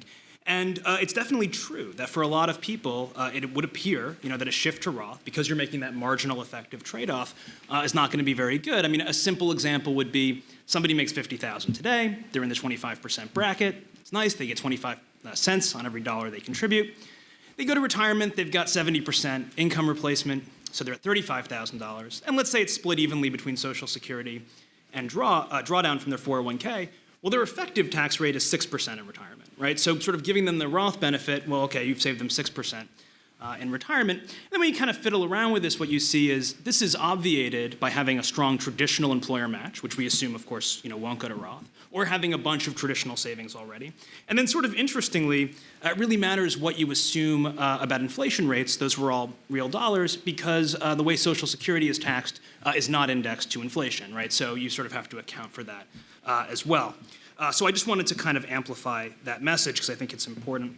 The other thing I want to kind of comment on is if you take a really big step back here, there are three ways to incentivize retirement savings that I'm aware of in the world. The first is this kind of tax incentive-based model. The second would be direct social regulation, and we have a little bit of that now. We have 900 people in Oregon who are experiencing a direct social regulation model where they are being auto-enrolled into an IRA. We'll have 4 other states join them, maybe, probably. And then you can have direct provision of government insurance like we have with Social Security. And I think we're actually kind of unusual around the world because we rely solely on the tax incentives in the defined contribution side and then solely on direct government insurance for Social Security. And if you look around the world, that's not that typical. There's a lot more reliance on social regulation. I don't want to say whether that's good or bad, but one thing about relying on tax incentives is it's complex. It fits into a broader ecosystem of all the tax rates. I think we can get into that in the questions. And it can be very fragile, right? It can be really fragile to kind of mess around with these incentives. You really don't know how people are going to react. All that said, I actually think there's a really big opportunity here if we can move the conversation behind, past just defending where we are to maybe making some changes. Because we know we're sort of at the limits of what we can accomplish with tax incentives. And the reason I think that is EGTRA in 2001 raised the limits pretty dramatically, the 402G limits, the individual limits from $10,500 to where they sit today, $18,000. That's in nominal dollars, but still a big change. And the combined limits, the 415C, from 35 to 54. And the idea there was more small employers would offer plans because we know that's where most people who don't have access to plans work. They work for small employers. And that didn't happen, right? We did not see some new big creation of plans. We didn't see the number of people with retirement plans go up very much. And in fact, most of the benefits flowed to the 5% of people who max out their contributions who, tend to be high income and of course tend to collect most of the benefit. And though that doesn't suggest to me that we should mess with what's working, but it suggests that we should look for other opportunities in the context of a big reform, either an expanded savers credit or a credit to help employers start plans or open multiple employer plans or seriously consider auto-enrollment or maybe even something more radical like looking at non-discrimination and top-heavy for the small employer market. And I think there's advantages and disadvantages to all of those things, but I think we have to be kind of realistic that we're probably at the limits of how much gas we can put into the tax incentives to dramatically increase the number of employers offering plans, and I think that's an opportunity if we really do get down the road of a grand bargain. So I'll just leave it at that. I think there will be other things we can cover in the Q&A. Thank you, Aaron. Dave? Great, thank you. So I'll share a few of the thoughts. Appreciate all the good thoughts that have been shared so far on the panel. If we take a step back for a second, I think all of us in the room would agree that a pro-growth, pro-investor tax reform package is probably good for retirement savings. In other words, retirement savings, the very pillar of retirement savings is built off a growing economy. It's built off thriving businesses that can hire individuals, pay competitive wages, and afford to sponsor retirement plans and offer competitive match structure. So I think that's the context when we think about this. Often, for those of us that are in this industry, we sometimes begin to look at this strictly through the lens of the industry in which we are. But I think it's important to take a step back and put it in the broader societal context.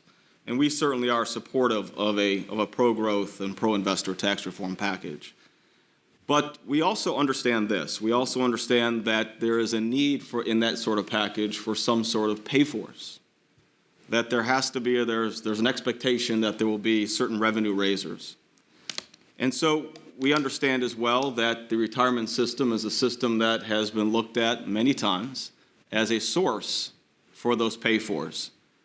So we believe that, that any tax reform package that occurs that impacts retirement savings system needs to be done by keeping in mind the core policy goal that we should be encouraging and enhancing retirement savings. Now, at Fidelity, we have the privilege of being the largest 401k provider. We're the largest workplace retirement plan provider in the market.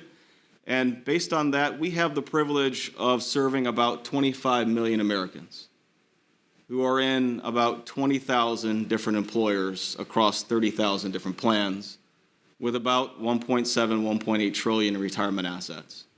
And being in that position, we have the advantage of having access to the data, as well as our deep experience in this business of trying to begin to understand what a shift to Roth might mean to the industry, but more importantly, mean to individual savers. I think we face the same challenge you've heard articulated already. There's so many moving parts, and it's hard to know exactly what will come to be able to prognosticate what it could look like. So I'm going to share with you a few of our initial thoughts or initial thinking on what the impact could be. I think we'd start off by saying that an isolated shift to Roth, a full Rothification, from our point of view, is going to have a negative impact on the retirement savings, particularly for low and middle income workers. Based on some of our modeling, we'd see a person who makes $55,000 a year during their career, so stays in that lower and middle income range throughout their career, could likely end up with about 9 or 10% less in retirement income. And some of that goes to the fact that was mentioned earlier, which is, although some may say this is about creating a tax-free retirement, many of those individuals already have a very low tax or tax-free retirement if the money was taken out over time and in light of the importance of Social Security. So we think it's important to start there by saying with a full Rothification we think would have a negative impact. Nonetheless, if Congress wants to go down the path of raising revenue through the retirement system, then we would suggest that they should look at more of a partial Roth approach. This is not a new concept, right? The camp-type proposal has been around. And so from our perspective, we should look at a partial Roth if we have to go there and combine it with other enhancements to the retirement system to expand the ability to continue to save more and to strengthen savings.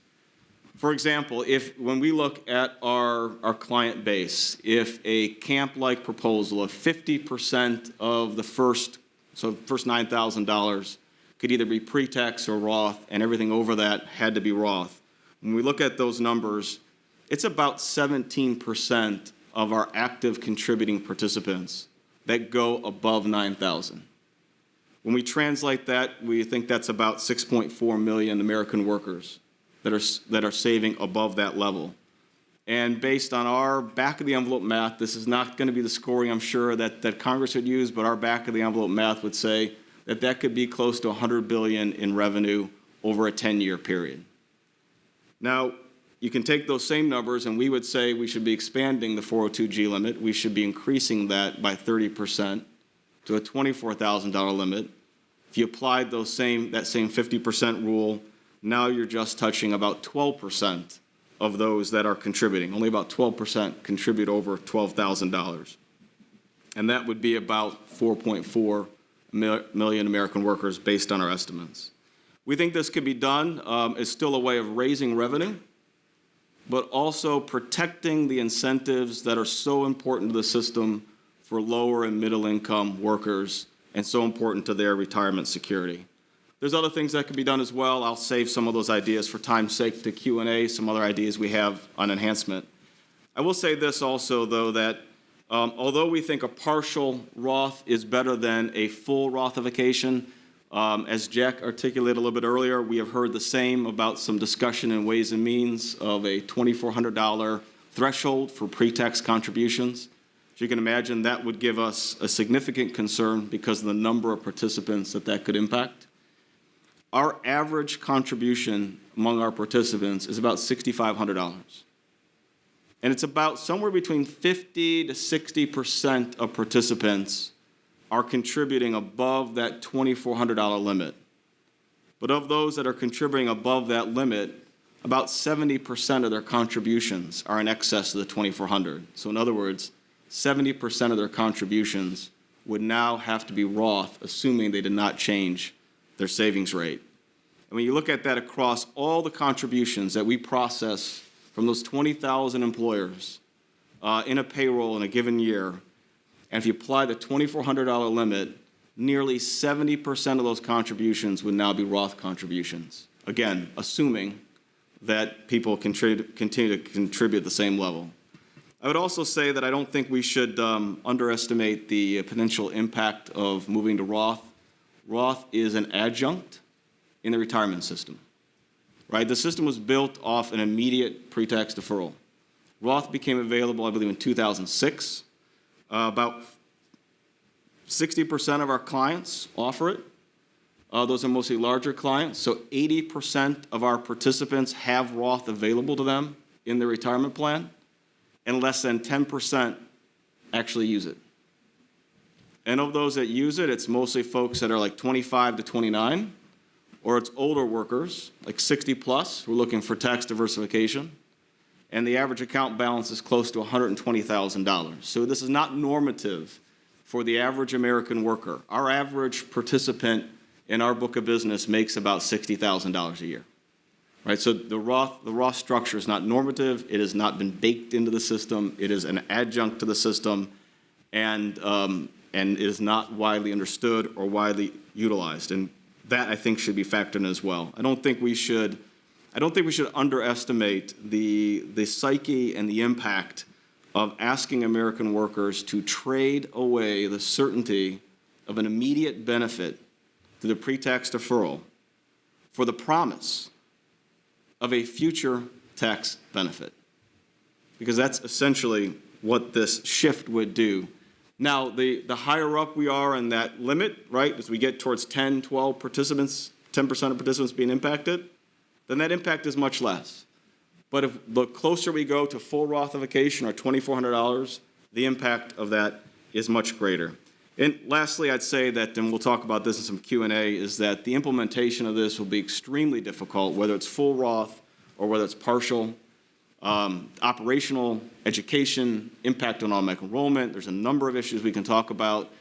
But here's what we would say. We would say that any scoring that is being done for this proposal needs to take into account that it could take 12 to 24 months, depending on the proposal, to actually operationalize and implement effectively Roth without absolutely disrupting the system.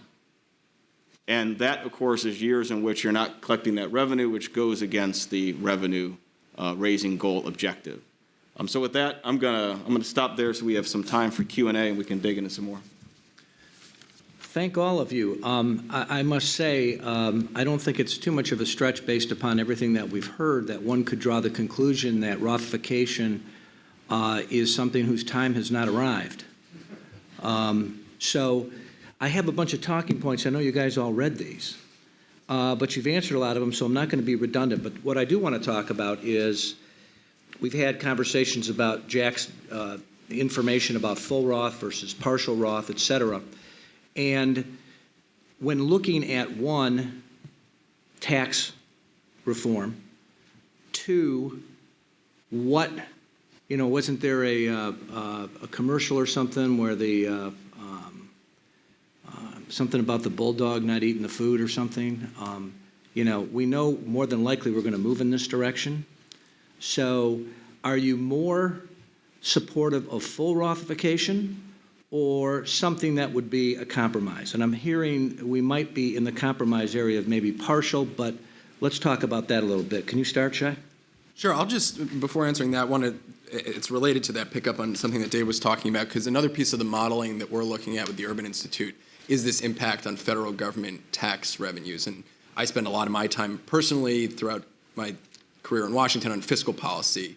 And I think an important element of this that's being missed, and not that I disagree with anything that Dave was saying, because this is how it's commonly talked about, but the retirement tax preference is not at all like almost any of the other tax preferences in the code, because the federal government ends up on a tax deferral, when people get the tax deferral advantage, collecting the revenues, it's just outside the 10-year window.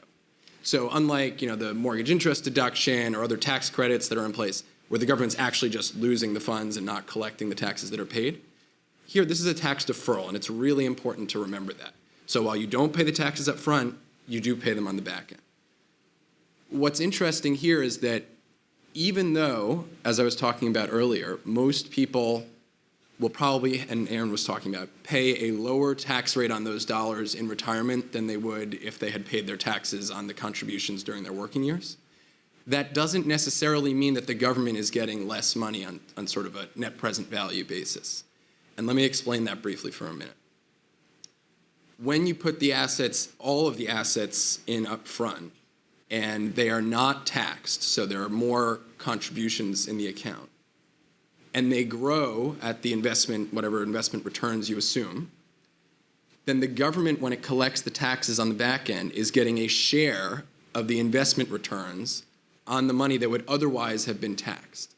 So under a Roth system, where the taxes are paid up front, let's say you wanted to contribute $10,000, you're paying your 25 or whatever it is % tax on those, and only $7,500 actually makes it into the account.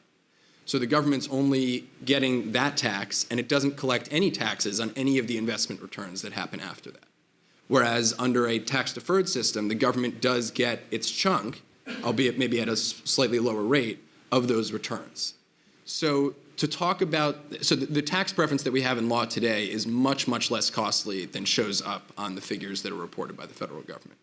In fact, our modeling, our preliminary results show that it may be pretty close to not costing the government much at all on a net present value basis, because the funds that it will collect in the future are much greater than they would collect today before the investment takes place.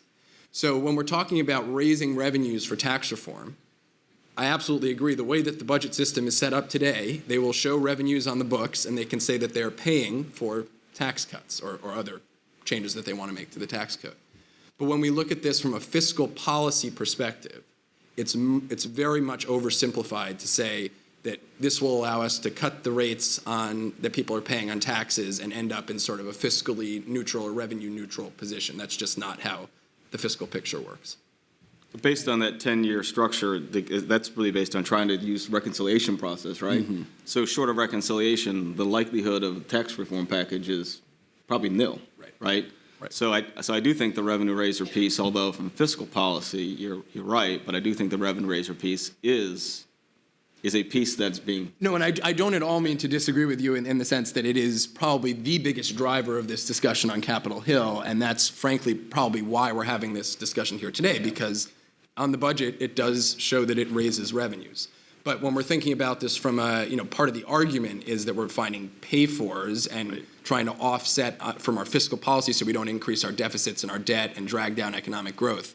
That talking point is not really relevant when we're talking about the retirement savings piece here. I would just add that reality, that you're setting up a decrease in revenue in the future, also makes it more likely that the Roth money will be taxed in some form or another. It's not necessarily, I don't think the government's not going to change the rules and say, okay, we're going to tax Roths now. But they could say the modified they'd probably say that the modified adjusted gross income that we use to calculate what percentage of your Social Security benefits are taxable now includes your Roth withdrawals. Right. They could write that kind of thing. The other, if you want to look really big picture, services, if people demand them, are going to be paid for somehow. And if that shifts to state and local governments, which tend to raise money through consumption taxes, sales tax or property tax, well, those taxes are agnostic as to the source of your income. So, if you were put in a Roth system now with sort of the promise that we're going to be in an income tax-based system in the future, and we are in fact in a consumption-based tax in the future, that's really bad. And I don't think that's too much of a stretch if you think about this lost revenue in the future. So I just sort of piggyback on that. Any other comments on that? Well, then let me ask this question. If Roth is inevitable, are there some things, Jack, that we could do to make it more attractive? Certainly, I know everybody here on the panel and people in the room, a real danger is that, as you pointed out, Jack, that there'd be some negative impacts. People wouldn't save as much. What are the implications of that 40 years from now, when people are going to need more social services, et cetera, if they've not saved adequately? So can you share any thoughts with us on that? maybe this is a good point for me to remember. I'm supposed to say any thoughts are my own and don't go back to Ebri or any of the trustees. I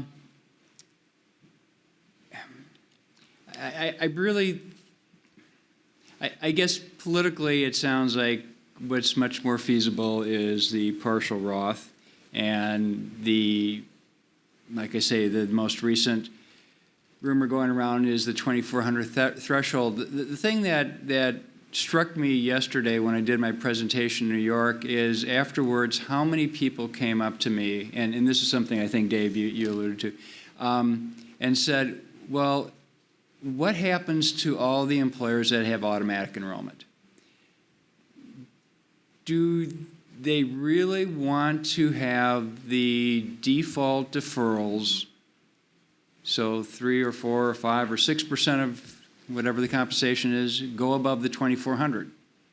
And this was both from consultants and plan sponsors and record keepers, and saying, we think perhaps the most likely outcome is to say we'll still have automatic enrollment, but basically it won't go beyond 2,400. And anyone who has tried to figure out what the potential impact of having all these plans now going to automatic enrollment, increasing the participation rates, but then there's always been this possible negative element that if you're doing a 3% default, that might be lower than people would have done on their own if they went in on a voluntary enrollment.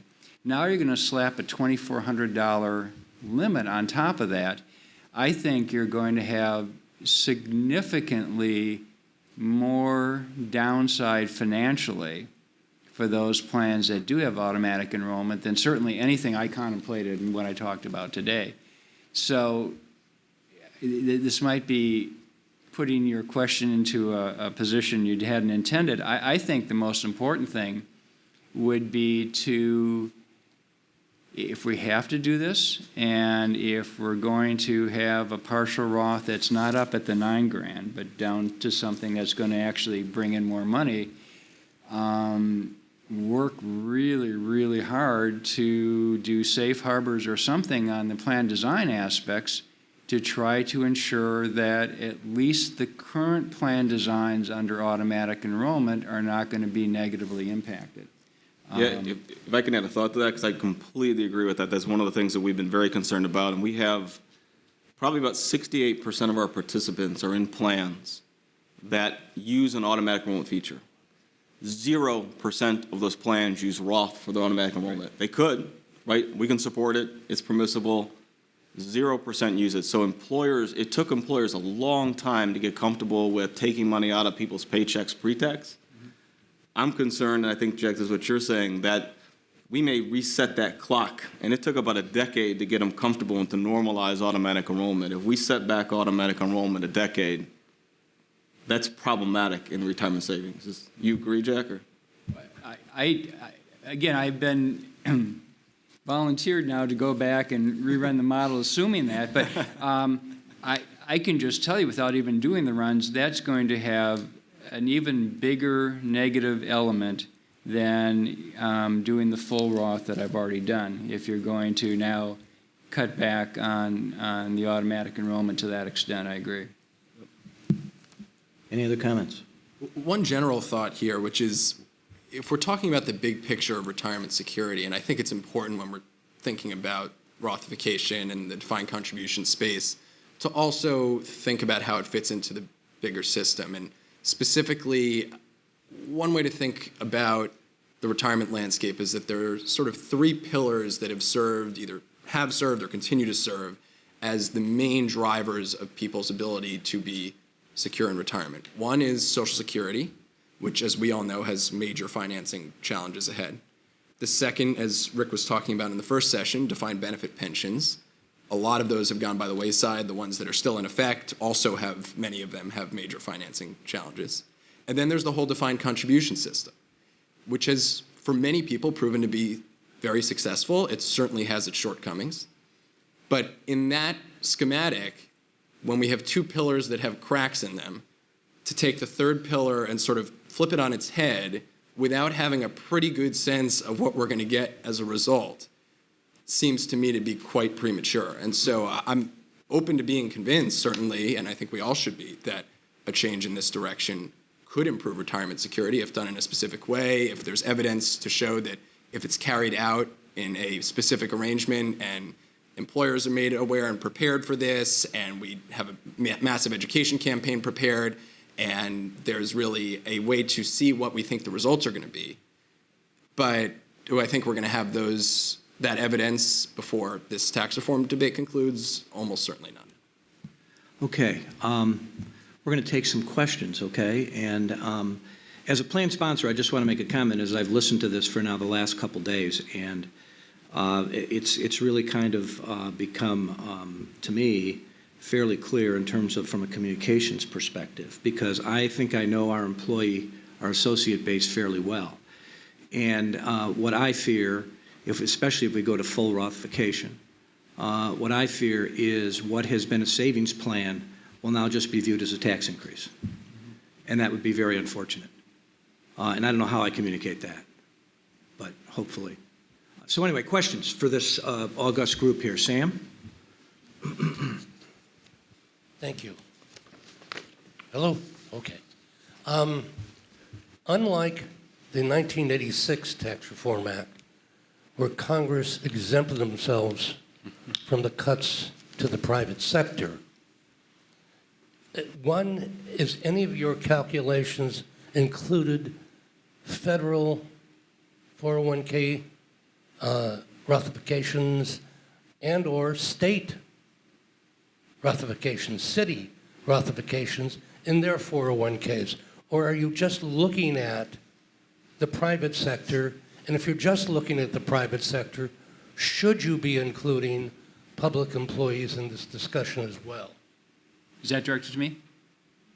Well, the answer is, for what I talked about today, it was only private sector, but there is a more comprehensive model. In fact, this is the only time I've used the model just for private sector K plans like this. Typically, what I do is all U.S. households. So I do have the other components that you're talking about.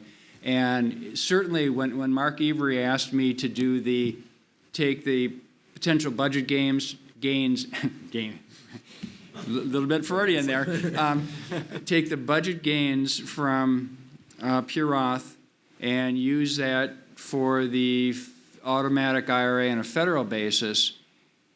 By definition, I'm going to have to expand that to the entire universe anyways. So when I'm doing that, I will be bringing in the elements that you mentioned.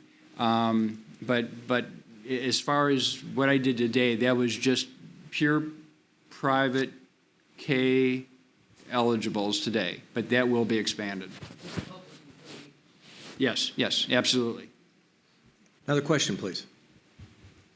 I just thought Jack's point on auto enrollment was an excellent one, but the follow-up is, for all the panelists, are there other ways where a partial Roth number, like 2,400, might become a magic number that either employees or employers will hew to? Will people interpret that as the government recommended savings rate, right? Or what other ways would that work into the system?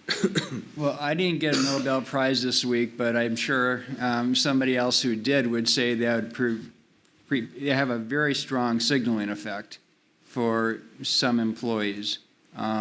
Again, you have situations in the past that, go back to the days of pre-Enron with company stock. The thing I could never believe when we first started our database is that employees whose employers were mandating that the match go in company stock were more likely to put their own contributions into company stock than those who had full choice. And again, if you go back and you look in the behavioral economic literature, it's because they're getting a signal from the employer that, hey, if it's good enough for the employer contribution, it must be good enough for mine, regardless of what diversification tells you. I agree with you. I agree with what I think you're thinking, that 2,400 is now going to be seen as a signal that, somebody tell me how much to contribute. Well, there's a $2,400 figure out there. That's where I'm going to lock in on. And I think you put your finger on another one of those behavioral complications. I mean, Jack has his hands full just with trying to run sort of a typical model on these changes. But then if you try to factor in the 18 different behavioral economic considerations, that we can't pretend to know how employers and employees responding to their employers and the government are going to react to it, it just becomes almost impossible to foresee.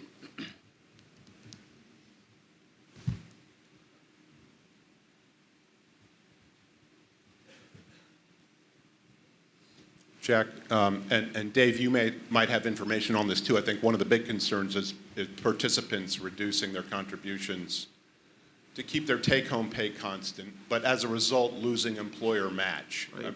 Are you looking at that at all? The incidence, okay, so let me step back 1 second. The way 401k plans are marketed to most eligibles are either A, there's free money from the employer through the match, or B, you've got this tax advantage, however defined. We found that for those that did not have an employer match, so either it was all QNIC or whatever, they were 3 times more likely to decrease their contribution as a result of Rothification than those that did have a match. So I agree 100% with what you're thinking, and yes, so when we go back and we do the behavioral modeling as far as how people are going to react, there's a completely different module for those with matching contributions and for those who either have QNICs or nothing from the employer. Yeah, certainly participants tend to cluster around the match structure. Again, it's another one of those signals from the employer. I think if we went to a raw structure as low as 2,400, I think it's going to kind of put some of the theories to the test, right? Is the power of the match enough that when we believe this too, that ultimately people will control for take-home pay? Particularly if on the news they say they got a tax cut and they ought to be getting more money, right? So now you're going to be controlling not just for your current take-home pay, you're going to be controlling for more disposable income. So that number actually goes up because that's what everyone tells them that they're getting, right? So there can be expectation of doing that versus necessarily saving it.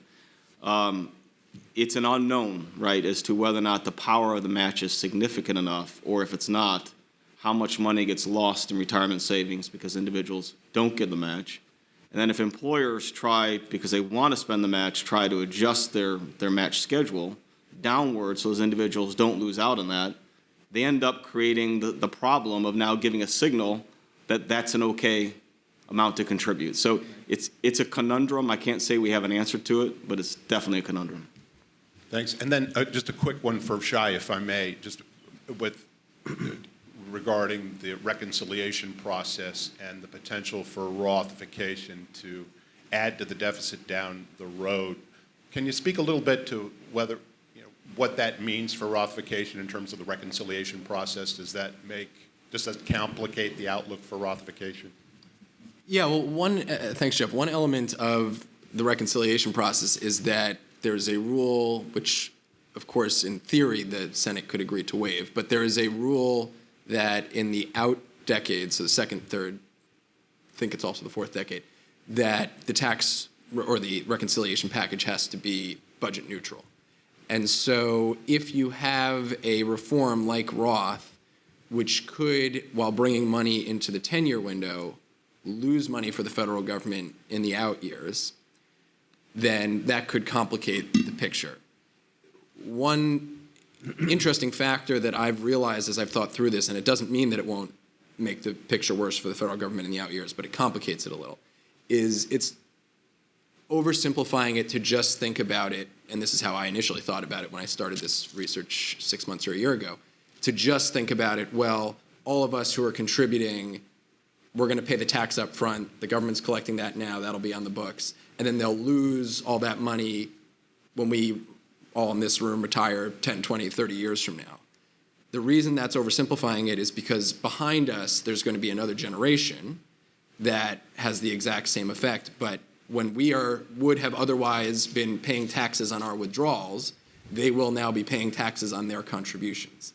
And so it's a little bit more murky than just simply saying the government's getting all this money now and losing all this money later.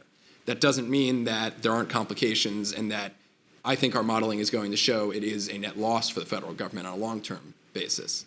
But like the whole broader issue that we're talking about today, it's complicated. Thank you. Dave, you brought up the issue of expectations and take-home pay. Right. Jack and Shai, is your modeling including sort of the benefits of tax reform as you look at the effects of Rothification on the system? The effects of what, I'm sorry? The benefits of tax reform, yeah. right? I'm going to get some more money in my pay, Right. and then I've got, obviously, this Roth issue. Yeah,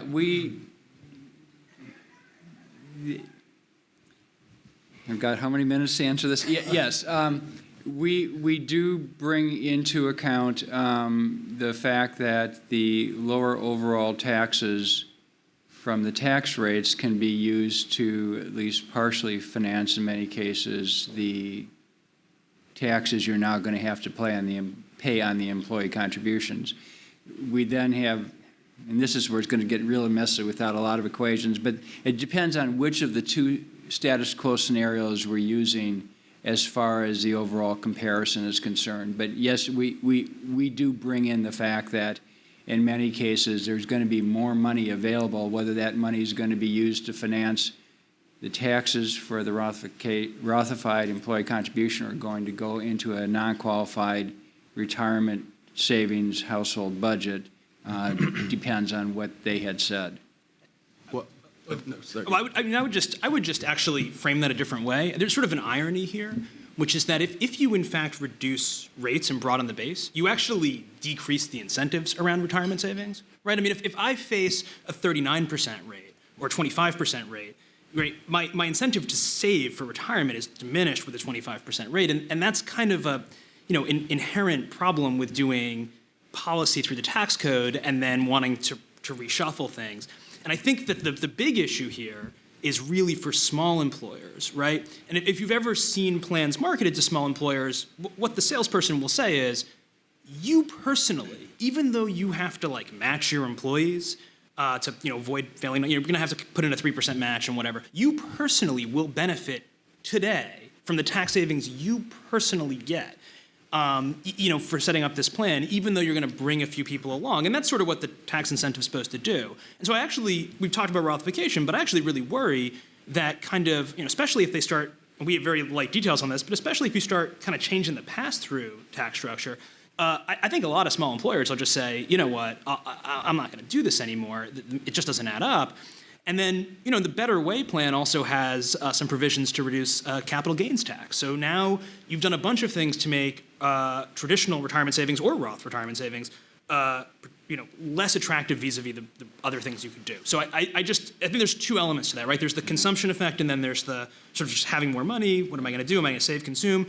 And the just relative value of the tax incentives. And then there's probably a whole bunch of behavioral stuff behind that I haven't really thought through. Aaron makes great points. I would just make one additional one, which is that in our modeling with the Urban Institute, we've decided actually not, even though we expect almost under any scenario that if some sort of Rothification goes through, there will be adjustments to the tax rates. We've decided to maintain all tax rates in perpetuity, and let me explain the reason for that. Retirement, of course, is a long-term game. We're talking about people who are putting in contributions now and in many cases withdrawing them 30 or 40 years down the road. If we go ahead with the tax reform that by most estimates out there says will add to the debt, we already have, as most of you know, pretty elevated debt levels. There's almost no scenario that I can see under which 30 or 40 years down the road, we will not have needed to increase tax rates in order to pay for some of the debt that we are building up and the spending that is expected in the coming decades with the baby boomers moving through. That doesn't mean that I'm one who wants to be guessing what those rates are going to be, especially given how Washington functions right now. But the reason why I think it doesn't make a whole lot of sense to try to guess, in addition to what the rates are now, also forecasting in the future, is that there's just so much uncertainty. I mean, we don't even know what the rate, they have 10, 25, and 35. We could put that in. But we have no idea what the rates are going to be 30 or 40 years down the road, which is very important for this modeling because that's when this money is getting taken out. And so we've just decided to sort of leave all the cards where they are right now on that front. There are arguments that could be made to put it in up front and just assume everything will keep the same revenues, even if it adds to the debt monumentally in 20 or 30 years from now. But trying to guess that out was just, we thought, too much of a adventure. Randy, you have one last question? Well, no, Dennis, I'm just a simple country boy from Kansas. So there's something, it seems to me the 800-pound gorilla in retirement policy is what are we going to do about those low-income earners who can't afford to put money in a 401k plan? They're making less than $50K. And yeah, some people can say, well, they're not making much money, so they can live off Social Security. Well, that's, I don't think that's an acceptable response.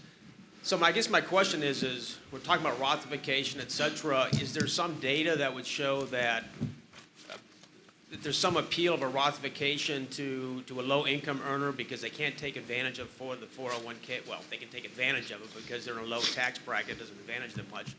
And so someone who's making less than $50K is going to say, oh, I'm going to put a little money aside and save it for the future. What's the sales pitch here for the real problem here, which is the low-income earners who can't put enough money aside under the current structure? Or is that something else Congress ought to be looking at instead of talking about Rothification? Well, expanding the savers credit would help. But there's a subtle and I think really important issue here, which is for these folks who don't have a federal income tax liability. So they pay their taxes, right? They pay their FICA tax and they pay their state income tax. They have a timing issue, right? Which is that they have withholdings and then they get them all back and then they actually have negative income tax because a lot of them are earned income tax credit eligible. But the employer, there's no way to sort of set up the withholdings in a way that makes sense because the EITC rules are complicated. You have to have a dependent who's there for 6 months and a day, blah, blah, blah. And they don't really know what their tax liability is going to be. And I actually think that the solution to this is to give people lower refunds at the end of the year and then just have no withholding so that they have that extra money available to make these kind of contributions. And if you could align the savers credit on a paycheck by paycheck basis, right? So that I contribute $2,000 and I'm getting $1,000 back spread out over the course of the year, right? That would work. But those are kind of other issues that are just built around timing and the way the income tax structure is set up. And there's a lot of research on this and sort of how people, like low-income people, think about their refunds and think about how they pay taxes, and they don't really understand how this all fits together. And so I think that would be the only way to address it. I don't know if anybody else has. No, I think, Randy, the premise of your question is entirely correct in that the low-income folks right now, first of all, have low rates of access relative to the rest of the population to these plans in the first place. But then most of them are not contributing very much to the plan. So there are certainly questions that we can tackle as to how can we get them to contribute more or how else should we be helping them plan for their retirement security. But this Rothification question for them, sure, they don't get the advantage from tax deferral because they're not paying taxes now, but almost all of those same people aren't going to be paying taxes in retirement either. And so it's sort of, we're going to try to show this in our modeling and see what the results come out as, but it's to some extent neither here nor there for that population. Okay, I want to thank you. It was great. Thanks, guys.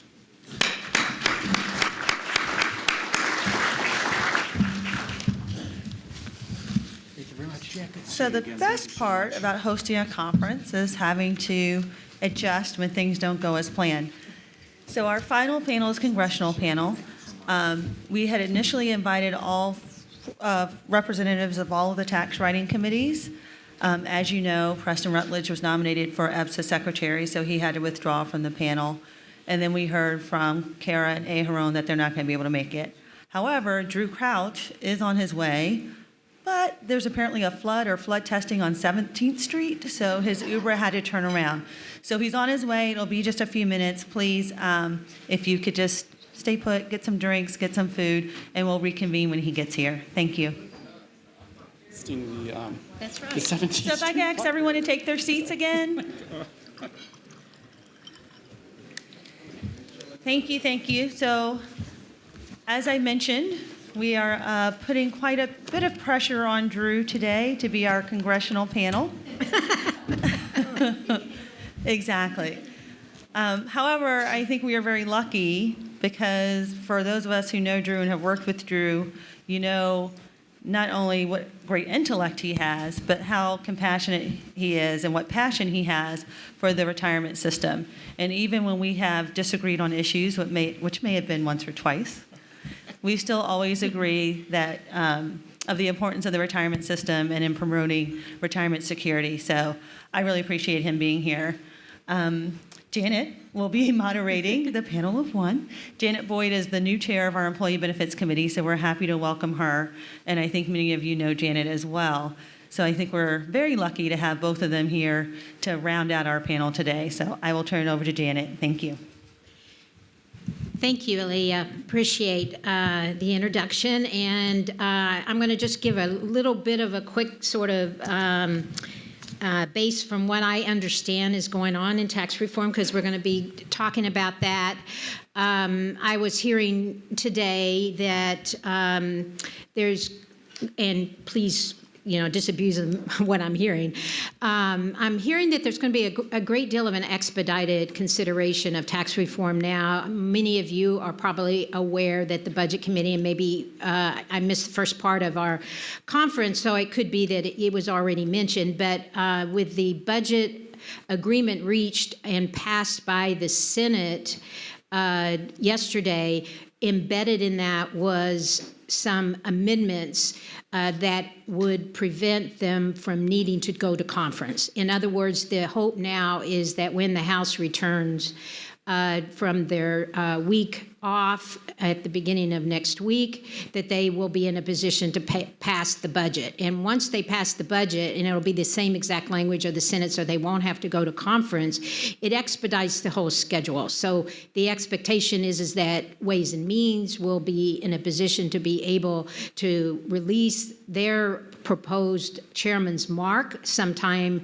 next week, and then they might even be ready to go into markup the following week, which would allow what they are hoping to be in a position for the full House to be able to pass the tax reform before they go for this Thanksgiving break. And then maybe you can explain a little bit about what's happening on the Senate side. My understanding is that Finance Committee wants to get started, if they can, before the Thanksgiving break as well. So that is sort of the context we're working in.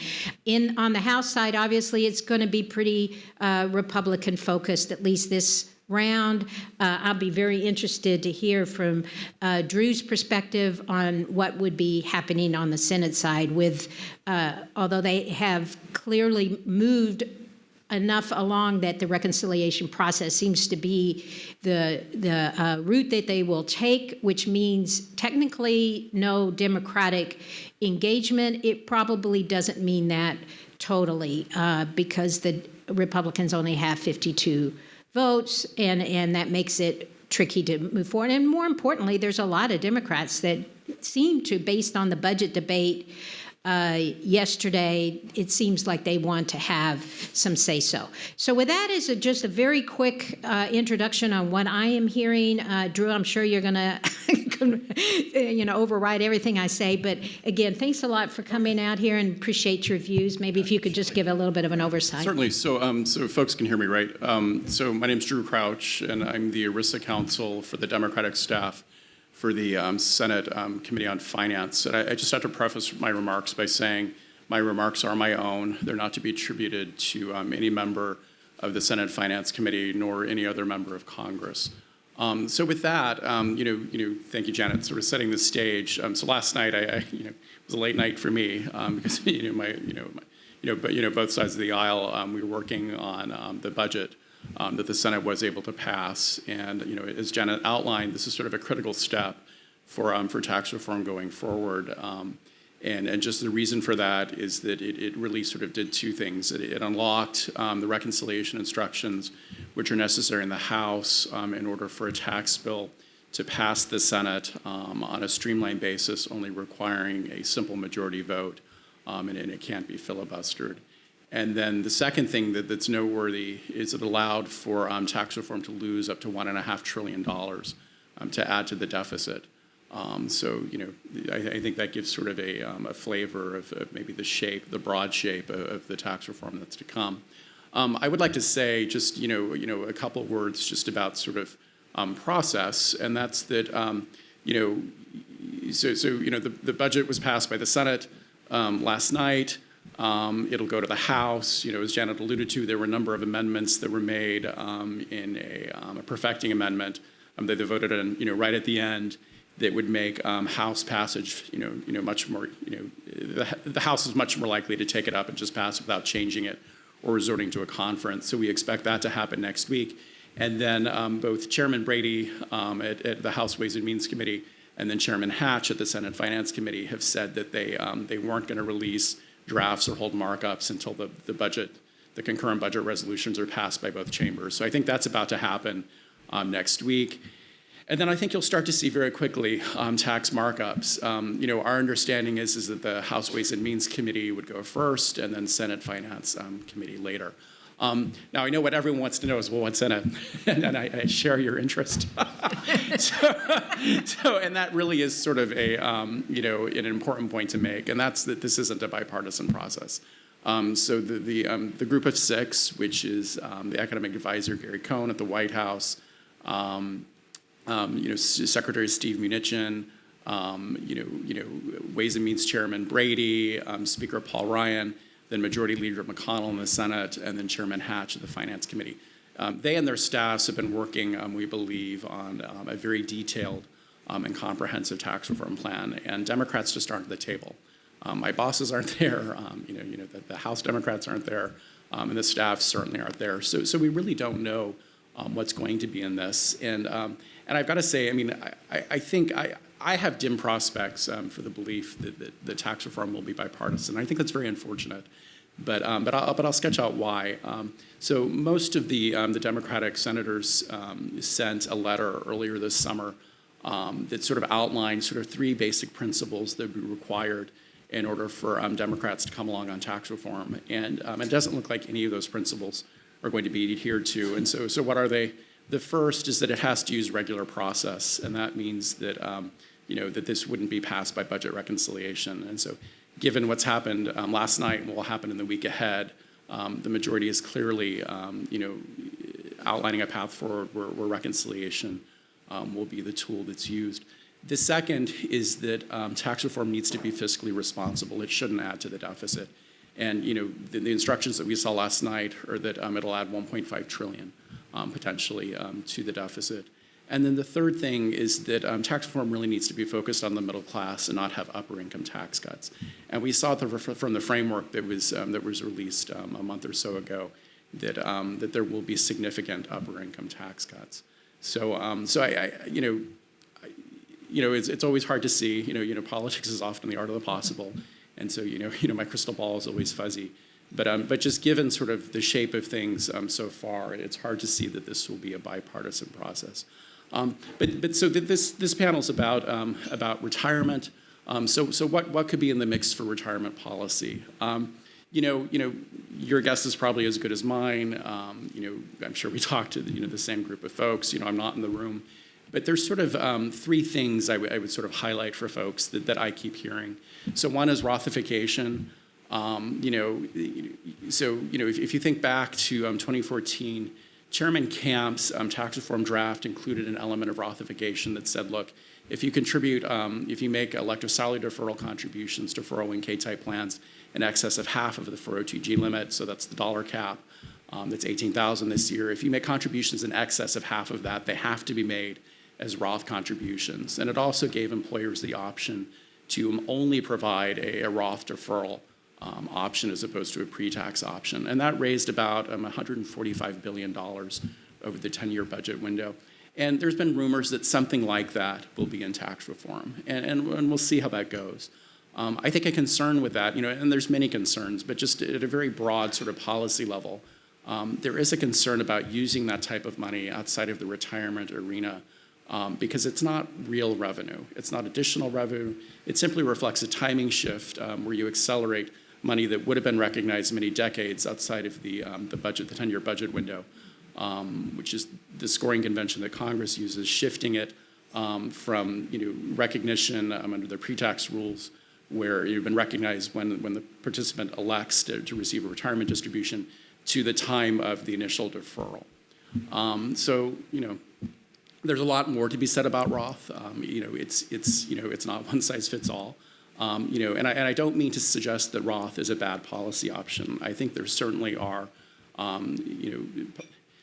policy areas where it can be a good thing.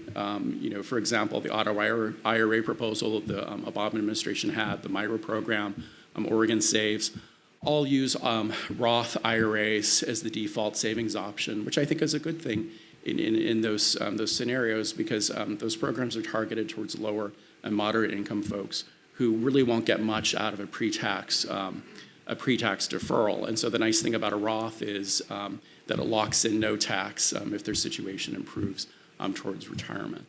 But anyway, so Roth is probably one of the things. Two other things I think people should be aware of.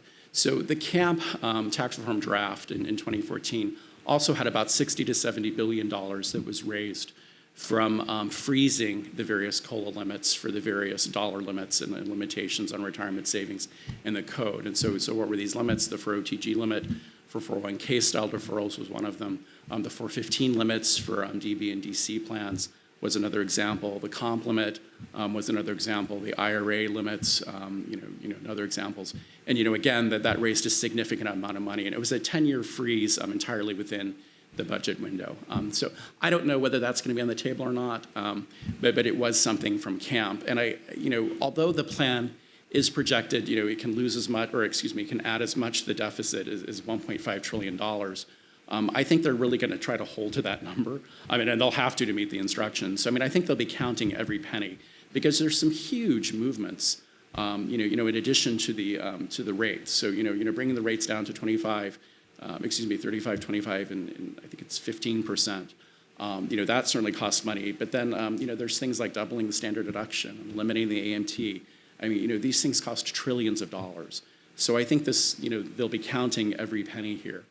And then the third thing to be aware of is that in the CAMP draft, from 3 years ago, there was a special definition of it was modified adjusted gross income that applied to income that was at that top 35% rate. And the way the draft actually did it, it was a 10% surcharge in income of excess of basically where the 39.6% income bracket is today. But the interesting thing about that definition of MAGI was that it brought in a number of things that as employee benefit professionals we care very much about. So for example, what was in the expanded definition of MAGI, it was any annual addition to a defined contribution plan. So this would be your 415, I think C2 annual additions. So it'll be the employer contributions as well as the employee before tax contributions to a defined contribution plan. All of those have been added to your income and subject to that additional 10% tax. What else is in there?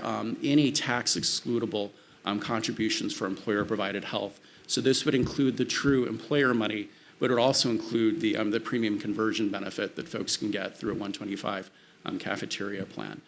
So what was interesting is that was added back into an expanded definition of adjusted gross income, and then subject to that 10% rate. So it'll be interesting to see whether there's something like that this time around that applies to that top 35% rate. I have no idea, but it's just interesting that CAMP had done that before. And that CAMP proposal was also sort of an analog to a proposal the the Obama administration had at the time, which was to limit deductions to the 28% tax bracket. So will that be in there? Will it not? We're about to find out in 2 or 3 weeks. But anyway, but I think those are sort of the three key things that I would watch for in terms of tax qualified plan retirement savings. There was sort of a fourth thing that was in the CAMP plan, which would have changed the deferral rules for non-qualified deferred comp, and it would have sort of tracked 457 Cap A, which would have really tightened the vesting rules. And I think it raised about $10 billion in the CAMP plan in 2014. I don't know whether that will be in this version of tax reform, but that would be sort of a significant issue for those of you that are concerned about exec comp and deferral plans. Thank you, Drew. That is a great oversight, and I, as well as you, don't know what's included, so it'll be interesting to see what it is. But from a Democratic perspective, could you help us sort of understand what, what Senator Wyden might be thinking about as far as what would be helpful in the retirement space to be included? And we recognize that, there's some limitations on, or a lot of limitations under the reconciliation process on how much the Democrats will play, but I have to assume there'll be some input. So if you could just sort of help us understand what you guys are looking at now would be nice improvements. Yeah, sure. So keep in mind, I am not Senator Wyden's official spokesperson, but the senator has introduced and proposed legislation in the past where you can see that his focus is really on proposals that meaningfully add to retirement savings or expand coverage. And so what are examples of this? He had proposed and this isn't introduced yet, but he had proposed new rules that allowed employers who have a 401k plan and who provide an employer match to be able to provide matching contributions on student loan repayments as if they were elective salary deferrals. And so it's a pretty technical sort of bill that walks through all the changes you would have to make to the 401m rules to achieve that. But that's an example of I think, the type of retirement proposals that he'd be interested in, because it's looking at folks who may not be able to defer right now because of heavy student loan debt and other commitments, but getting them into the system and sort of working with employers to find an avenue to sort of get them on the track to retirement savings. Another example of a bill that actually he did introduce was taking the savers credit and making it refundable, and then also turning it into a government match where we deposited either directly into the IRA or the 401k plan that generated the credit, or into the MIRA program if the employer plan or IRA, it was unfeasible to do some sort of direct deposit, the government match into that. But those are the types of things that they could be interested in. And I think you can see that examples of this across the spectrum. And I don't think it's just a Democratic thing. I mean, apart from the the matching the savers credit being refundable, which is sort of a dividing line between Republicans and Democrats. Republicans generally aren't in favor of refundable credits, but I will say that generally I think both sides do care about expanding access to coverage and increasing savings. And they have some philosophical differences, about how to achieve that. But last fall, which predates my time at the Finance Committee, there was a bipartisan bill, RISA, the Retirement Enhancement and Savings Act, that was passed out of committee, that included a number of, I would sort of say, care and feed provisions, not to minimize them, but just it's a collection of a couple dozen small fixes that incrementally improve different aspects of the retirement system. And both sides of the aisle are interested in those types of fixes. And so, will tax reform, include things like that? I think undoubtedly.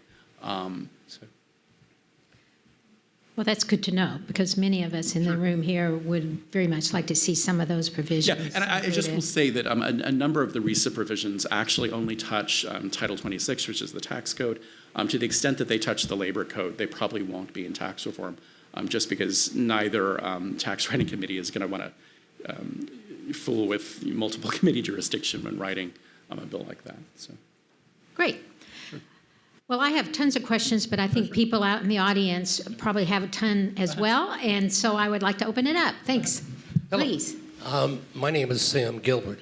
I'm kind of old, and the reason that I bring that up is because I was here at the U.S. Chamber in 1987 after we reviewed the pension cuts of the 1986 Tax Reform Act. There were 25 pension industry associations that gathered here. It was Bastille Day in July. And we came up with some information that said, we in the private sector took the hits and the cuts. And there was a provision within the bill that said, by the way, Congress is exempted from these cuts. We decided at the time, collectively, not going to happen again. And so my question or my thought is, if there is a freezing of COLAs, will that not apply to public employees, both federally and in the states and cities? Or is it just targeting the private sector? Do you know? So I would have to go back and look at the actual camp draft, but I'm pretty sure it applied globally, just because what they were looking at was to raise as much revenue as possible. In terms of what might be unveiled, number one, I don't know whether a COLA freeze will be part of the packages that are unveiled in the next couple of weeks. I was just pointing to the camp draft as an example. And then the detail as to which specific plans it applies to, it's easy enough to turn them on or off. It's just you lose revenue. So, again, I'm not in the driver's seat on this one. I wish I were. But, it's hard to say. But I think it's an interesting point about where rules diverge, between the private and public sectors. I will say sort of one interesting tidbit is that, so I'm a participant in the Thrift Savings Plan, which is the government's 401k plan. And one thing that always strikes me with a debt limit is that one of the extraordinary measures that can be used is that the federal government doesn't have to fully fund the investments into Treasury securities, which is an investment option under the TSP. If a private sector employer were to do that, they go to jail. So, it's an interesting point. So, sure. Hey, Jeff. Hi, Drew. Thanks for coming. Sure. Regarding the RISA provisions, do you think after tax reform, do you think there'll be any bandwidth in Congress for addressing retirement policy separately from tax reform? Explicitly, those RISA provisions, open MEPs, and a number of other things. That, I don't know. So here's the thing. I was hired by Ways and Means many years ago to work on healthcare reform, and so back in like 2008, 2009.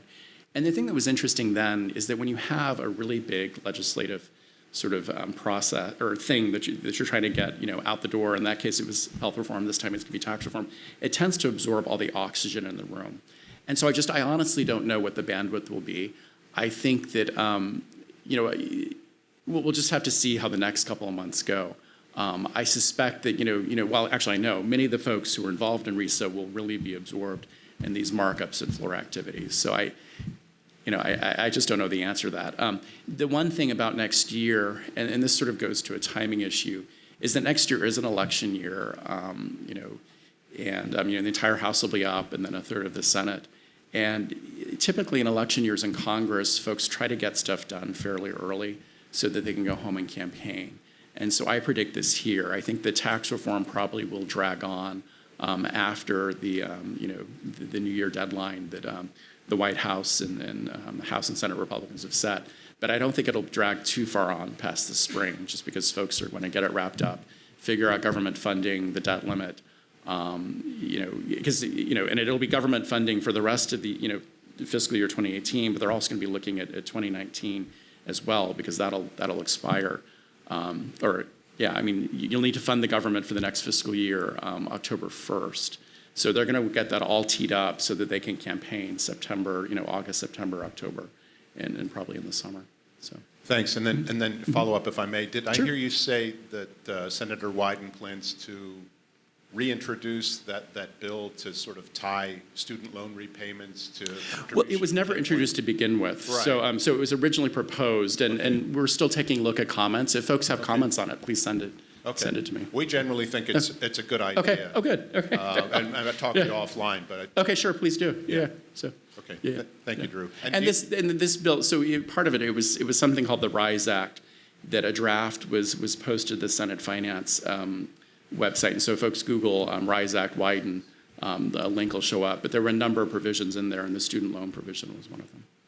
So there were also limits proposed to capping contributions, to IRAs and retirement plans, and the comments there weren't as favorable. So. Other questions? Then I'm going to give you a little bit of a softball question. Okay. Could you just sort of help us understand how much you're working with your cohorts on the Ways and Means Committee? You're one of the few that have sort of seen both committees and been able to work for both committees, which is a good opportunity. So how much are you getting an opportunity to work with your cohorts, the Democratic staff on that side? Well, we compare notes, and we, of course, trade what we're hearing. And a lot of what we hear, just because, again, we're not the party that's the majority, frankly, is coming from folks like you, that as I meet with folks, I always tell them, as you hear us stuff, let me know. Because you're sort of my eyes and ears on the ground. And as you hear things moving, I always want to hear about it. In no way are you interrupting my day, or it's really invaluable for me to hear about this stuff. But we do work together. I think one thing just to remember about parties, both Republican and Democratic, is they're not monolithic. I mean, they're made up of a collection of folks from very different parts of the country with very different constituencies. And so I think particularly in something like tax reform, I think the markups will be really interesting, because you really will see a reflection of that. I mean, and we've already seen some of this play out in the press. I mean, this isn't really my area, but the state and local tax deduction, there's been a lot in the press about how folks will sort of broad brush it as, oh, this is a blue state, red state thing.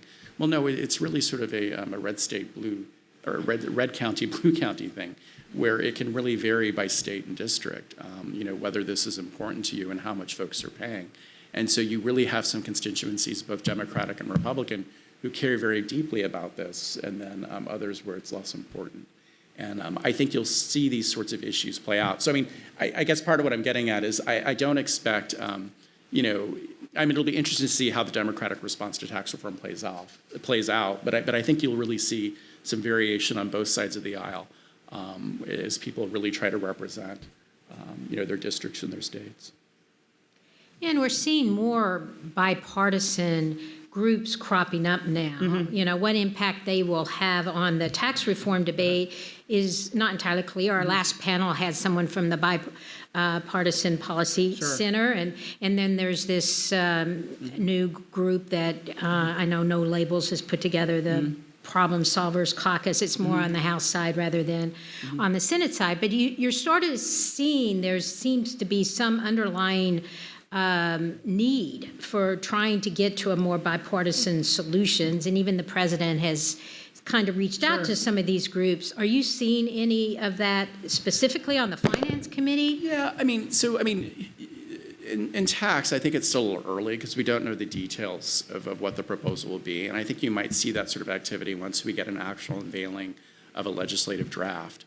I will say that in healthcare reform, which I also work on, for employer and individual, sort of tax aspects of it. You've seen fits and starts of that, but it's hard in this environment because, so for example, Senators Murray and Alexander unveiled a cost-sharing reduction and then Section 1332 waiver compromise earlier this week, and I think part of the sort of the big question mark in the room is what is the White House's policy on health reform and tax reform, just because it can be hard to predict. And so, I think there is an interest in working across the aisles, but I think the unfortunate thing with that, I'm not saying anything about the merits of the Murray, Alexander bill or compromise, but it was interesting that it was unveiled. They thought they had encouragement from the White House, and then it suddenly seemed like they didn't. And so I don't know, just in this environment, it's a very changeable dynamic, and I just don't know. So. Well, it'll be fun. Is there anyone else that has any other questions? We're getting sort of toward the end of our time anyway, but I just wanted to make sure. Well, thank you, Drew. Really do appreciate it. I know you're out here by yourself. You did a great job. Thank you. Thank you so much for having me. And if folks do hear of things moving, please tell Aaliyah, and she knows how to get in touch with me and Janet. Great. Thank you so much. Good. Shirley. Good to see you. I don't know that I've ever given you my card. So just to wrap up quickly, I do want to thank everyone for attending today. Appreciate your contributions, your thoughts and efforts. I do want to thank all the employers who contributed to our book, Saving for the Future. But I also want to thank all the employers that are contributing to retirement security and providing retirement benefits for their employees. And I hope you enjoyed this conference. And again, thank you for coming. Thank you, Jane. Great job.